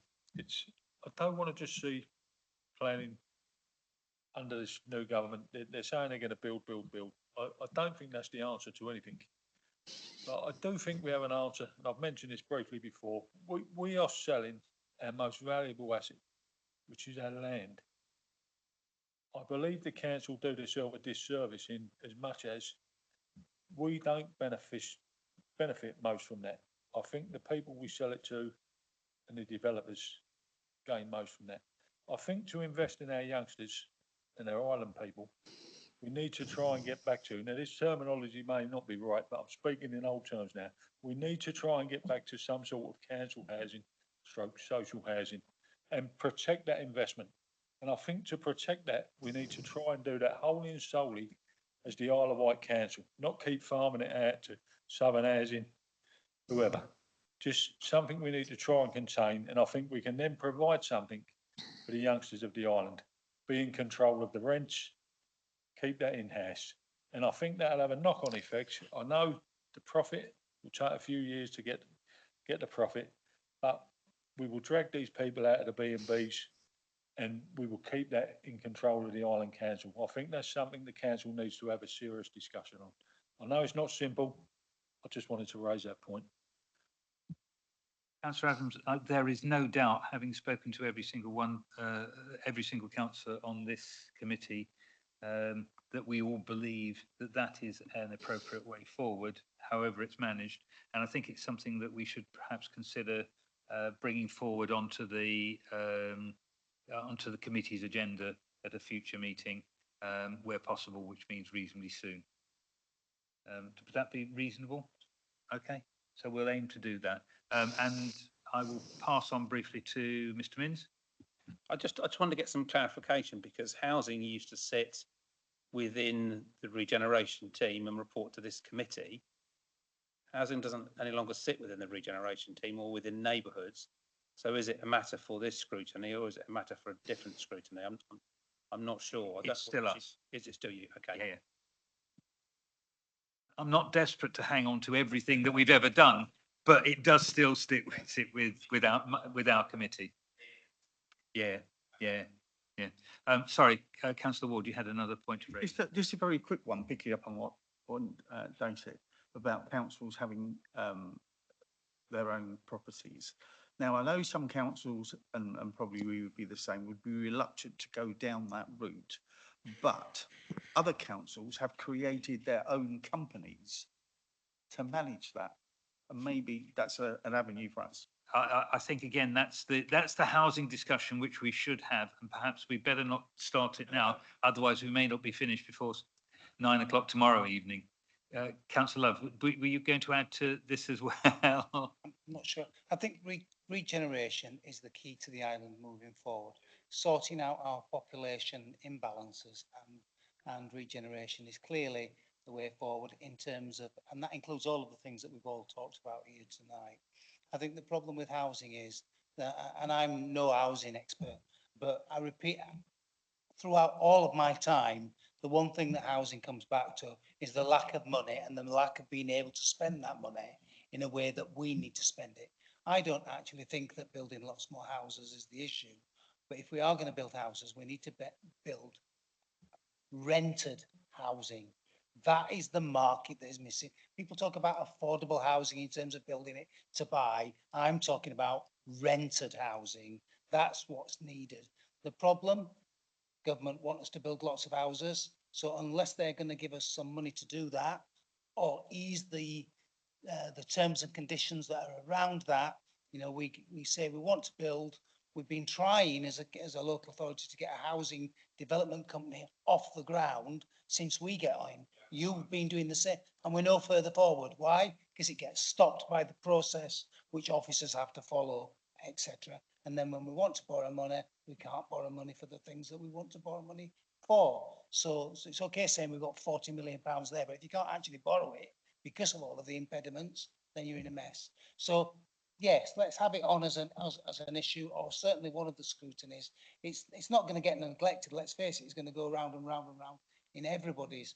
But yeah, I am being deliberately inspirational and optimistic, because we need to be optimistic, because what else is there if we don't have that kind of optimism moving forward? We've got to have that.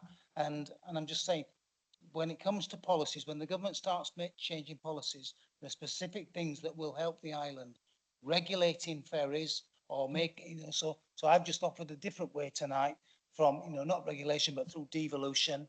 I don't know what that looks like or feels like, but that's another way that we need to look at, because until we sort that out, we're not going to get the major investors here.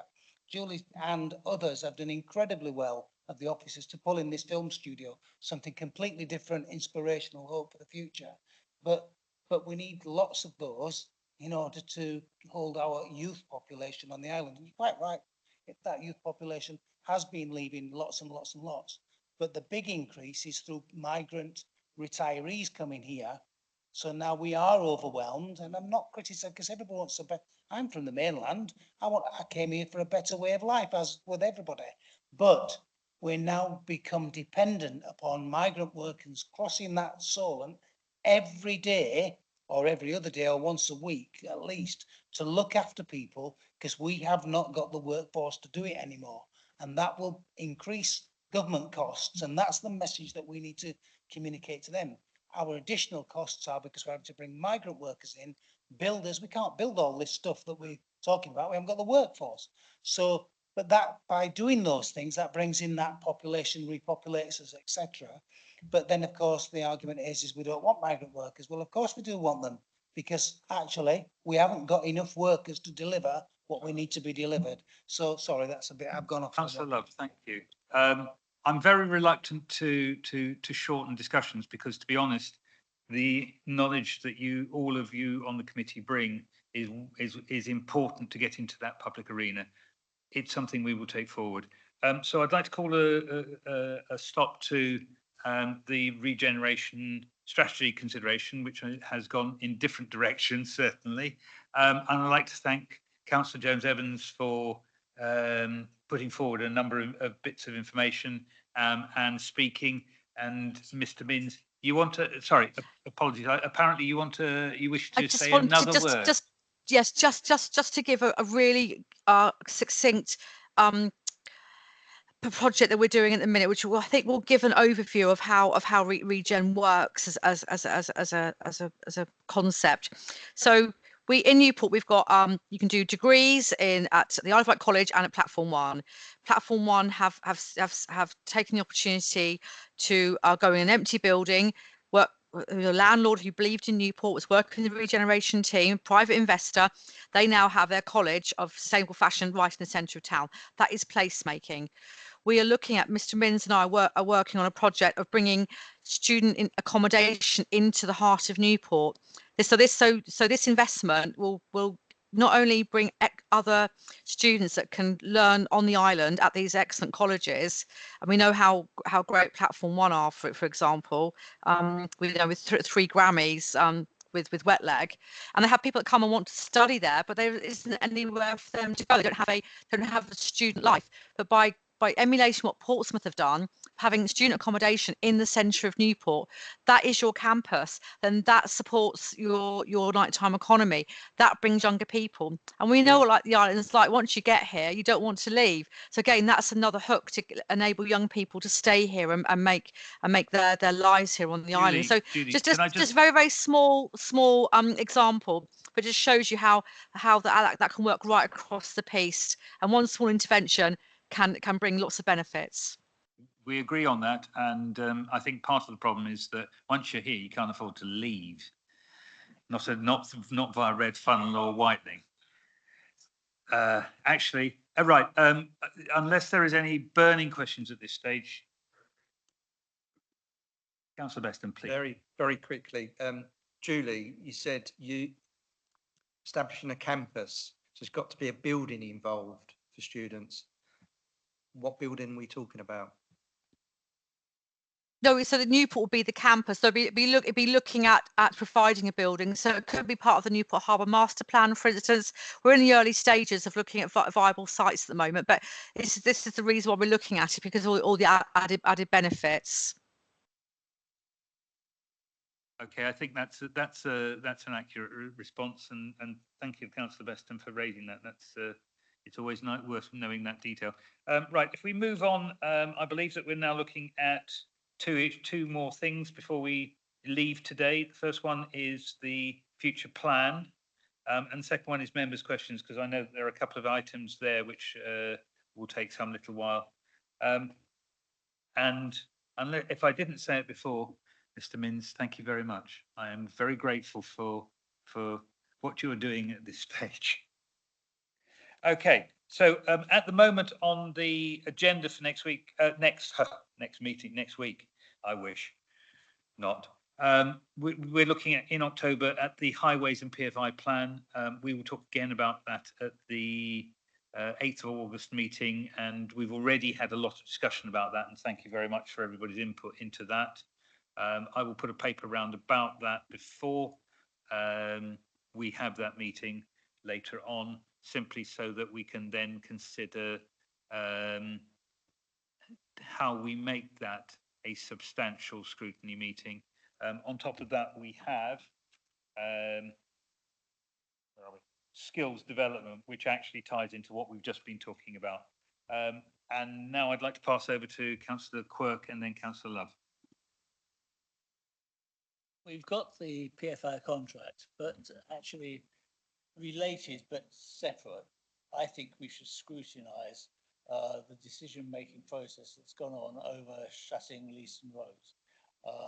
I think that's been an absolute nightmare situation. It's taken a lot of work to get it reopened. Little evidence to actually show that there was any danger. And I think that the risk assessment didn't take account of the fact that someone might kill themselves if there's a landslip, but actually if you close down all the businesses, the number of suicides that you actually encourage has to be balanced against it. And I think we actually at some stage should scrutinise what happened there, because it seems that it's been it has been told to me by people at Island Rose that if it wasn't for the police having shut it, it would never have been shut. And that I think we need to scrutinise that whole the way that Thank you. worked, I because think we we've got may be Rose in- and the island falling into the sea. Yeah, I think we may be in early days of that, because I know there's a amount of other work, but we will keep that under discussion. I don't think October may be the appropriate time, because they may be drilling very large holes and closing the whole thing again in September. Now, sorry, I haven't missed you, Councillor Love. Promise. Over to you. Sorry. So I'm very mindful now of new governance system coming in. So we haven't got a lot of time left as this particular committee.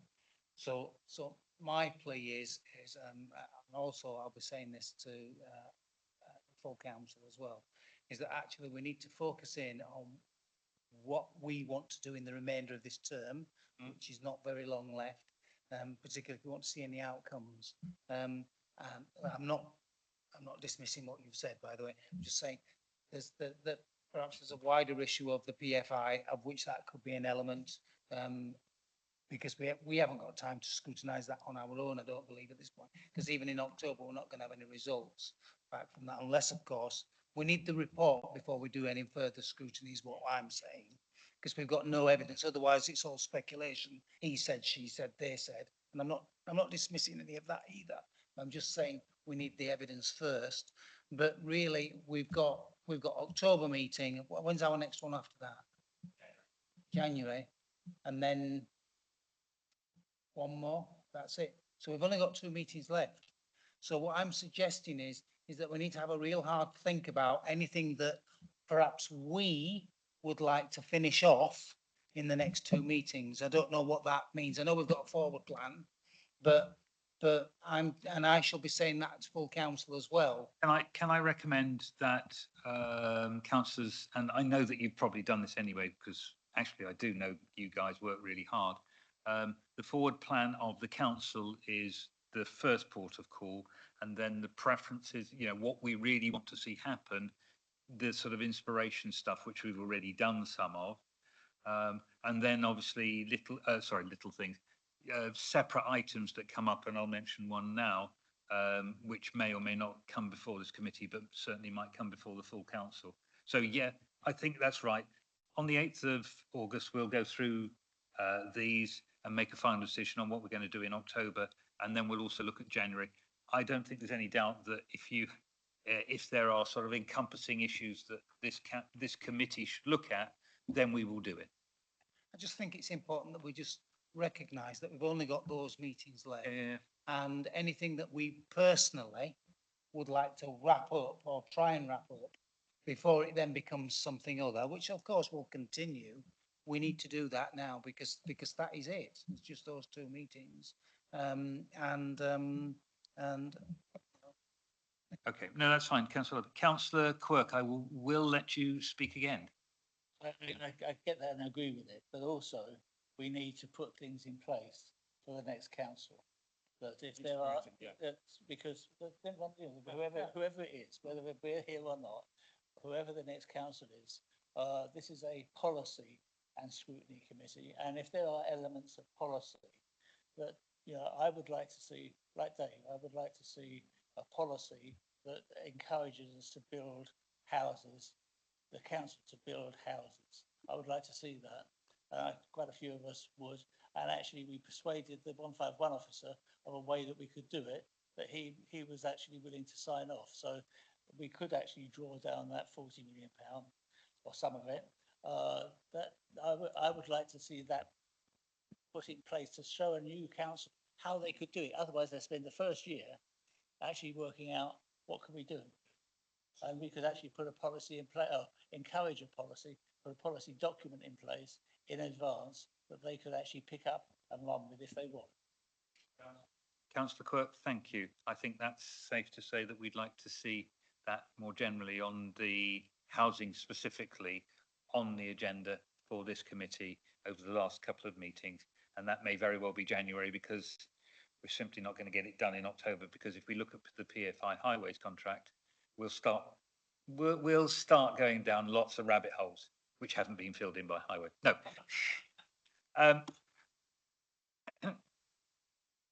If we can move on, gentlemen, we move to members' questions. I'm aware that Councillor Quirk has a member's question, and I will raise something as well. I'm not sure anyone here will be able to answer it, but a couple of years ago we had major flooding all over the island. At the time we had flooding in Shanklin, and our flooding wasn't caused by the sea. It was caused by the rainwater and a collapsed culvert. Well, we have 5 blocked culverts in Shanklin that's still there years later, but one collapsed culvert. There's one house that has been flooded 7 times to a depth of 7 foot. Written off 3 cars. There's the British Legion has their beer cellar flooded several times. There's a block of flats that the only access is down a footpath next to the stream that floods because it's blocked. It's a foot deep, so they can't get out. But if they put their wellies on and go out, you have to be careful, because if you go off it's a foot deep on the footpath, but if you actually miss your footing and go into the ditch, it's 6 foot deep. And it's there 2 years later, still a problem. The local residents have complained to the Ombudsman, local government Ombudsman. The local government Ombudsman has accepted their issue. It has appointed an inspector to look at this. I would like to know, and I'm not sure anyone here will be able to tell me the answer, but what excuse are we going to give for having not done anything?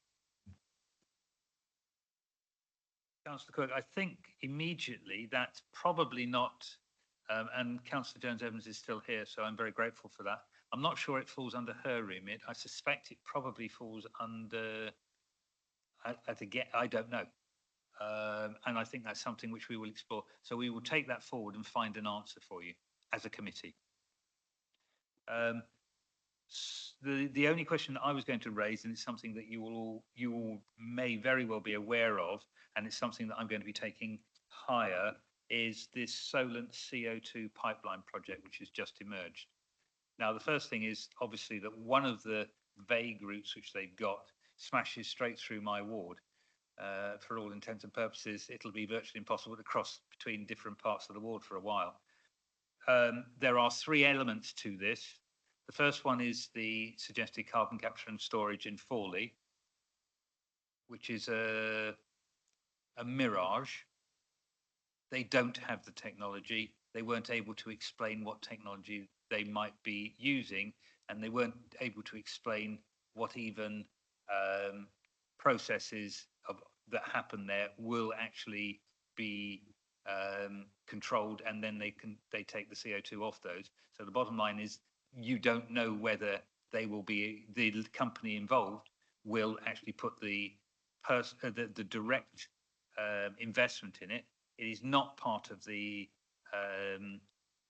strategic plan of the previous government, and there's nothing to suggest that it will be, because for all intents and purposes, what they're trying to do is carbon capture and storage on something which is liable to be, under this current government, a lost asset, because you will be moving towards net zero and using less. So that's the first aspect. The second aspect is the pipeline aspect, which they are trying to isolate. And all they do is they say there are 3 pipeline possibilities. They don't mention the obvious one, which is undersea anyway. So what they're doing is basically going, which one of these 3 which is least worse? And for all intents and purposes, I see that as a colonisation of the Isle of Wight by a company that will put no money into local industry or the structure of the island and will just take it over for 2 to 3 years. I think it's quite an appalling abuse of national planning powers. The local authority has no direct control of the planning for this whatsoever. They can they can deal with the consultations and they can deal with the statutory consultation, which will happen later. I'm going to make a big fuss about this. This is an appalling abuse of something that shouldn't be happening in the first place. And the final thing, of course, and I will, you please comment by all means. The final thing I will mention is that they are talking of an offshore repository, one in the Solent. They have no, sorry, not the Solent, the Channel. They have no idea whether there are more or not, whether that is suitable. It is a stopgap. It is a greenwashing approach. And obviously I'm not necessarily just concerned about my ward, because if they chose another path, it might affect other wards much more so. But the fundamental point is the Isle of Wight will be damaged by this. And I will mention one final thing, which is one of them goes straight through an area of ancient woodland. And I think most of you have heard me mention the words ancient woodland on numerous occasions.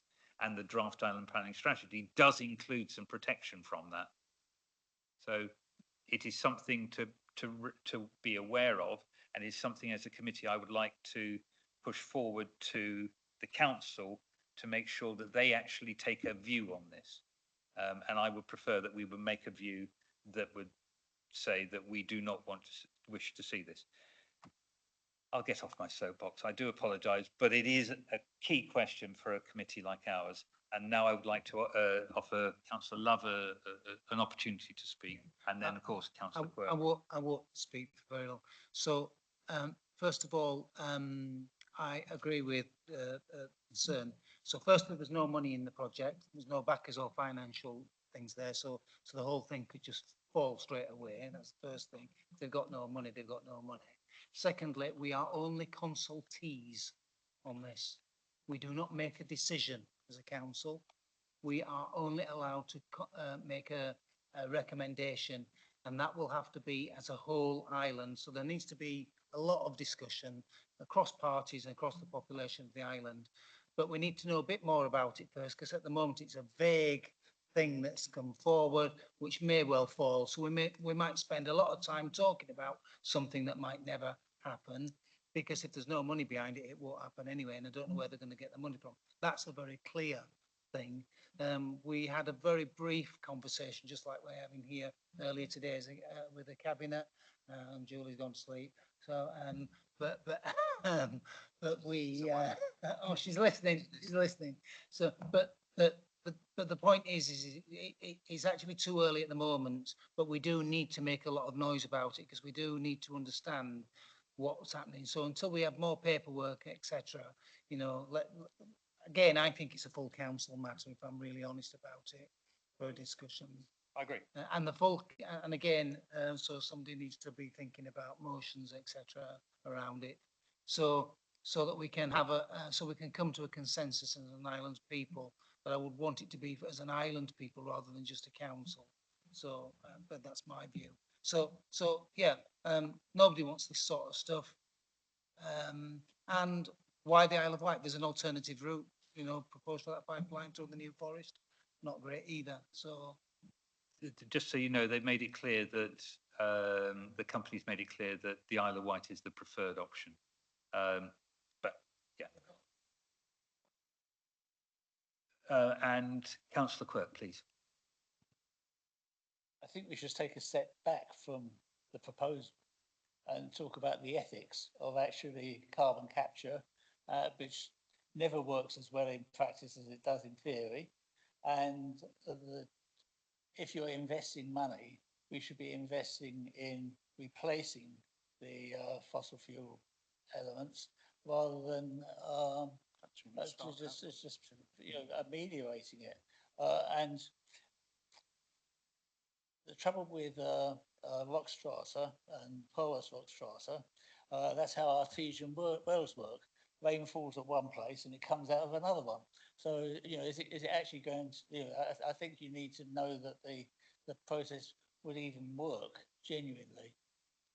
But my concern is it's unethical. It's the wrong approach. We should be looking at alternatives to carbon-based fuels, not looking to just give Exxon a longer period of being able to sell their fuel. I've just made a point. I've just said we'll bury it. I don't mean actually the carbon. What I'm going to suggest is that we leave this discussion. I wanted to raise it as a question, and I thought that some of you would have thoughts already about it, and I agree with you. No, I don't disagree with that, but the point is that there's a proposal there and we have to deal with the proposal as well as the ethic. Yeah, and that's right, because they're going through a national planning DOC. So basically what they're doing is saying we'll consult with you, but this is what we're planning to get out. So yes, it will be at the next full council. I will make sure it is. Okay, but I wanted to raise it with you as the committee who have direct responsibility for these sort of things, so that you can consider it first of all.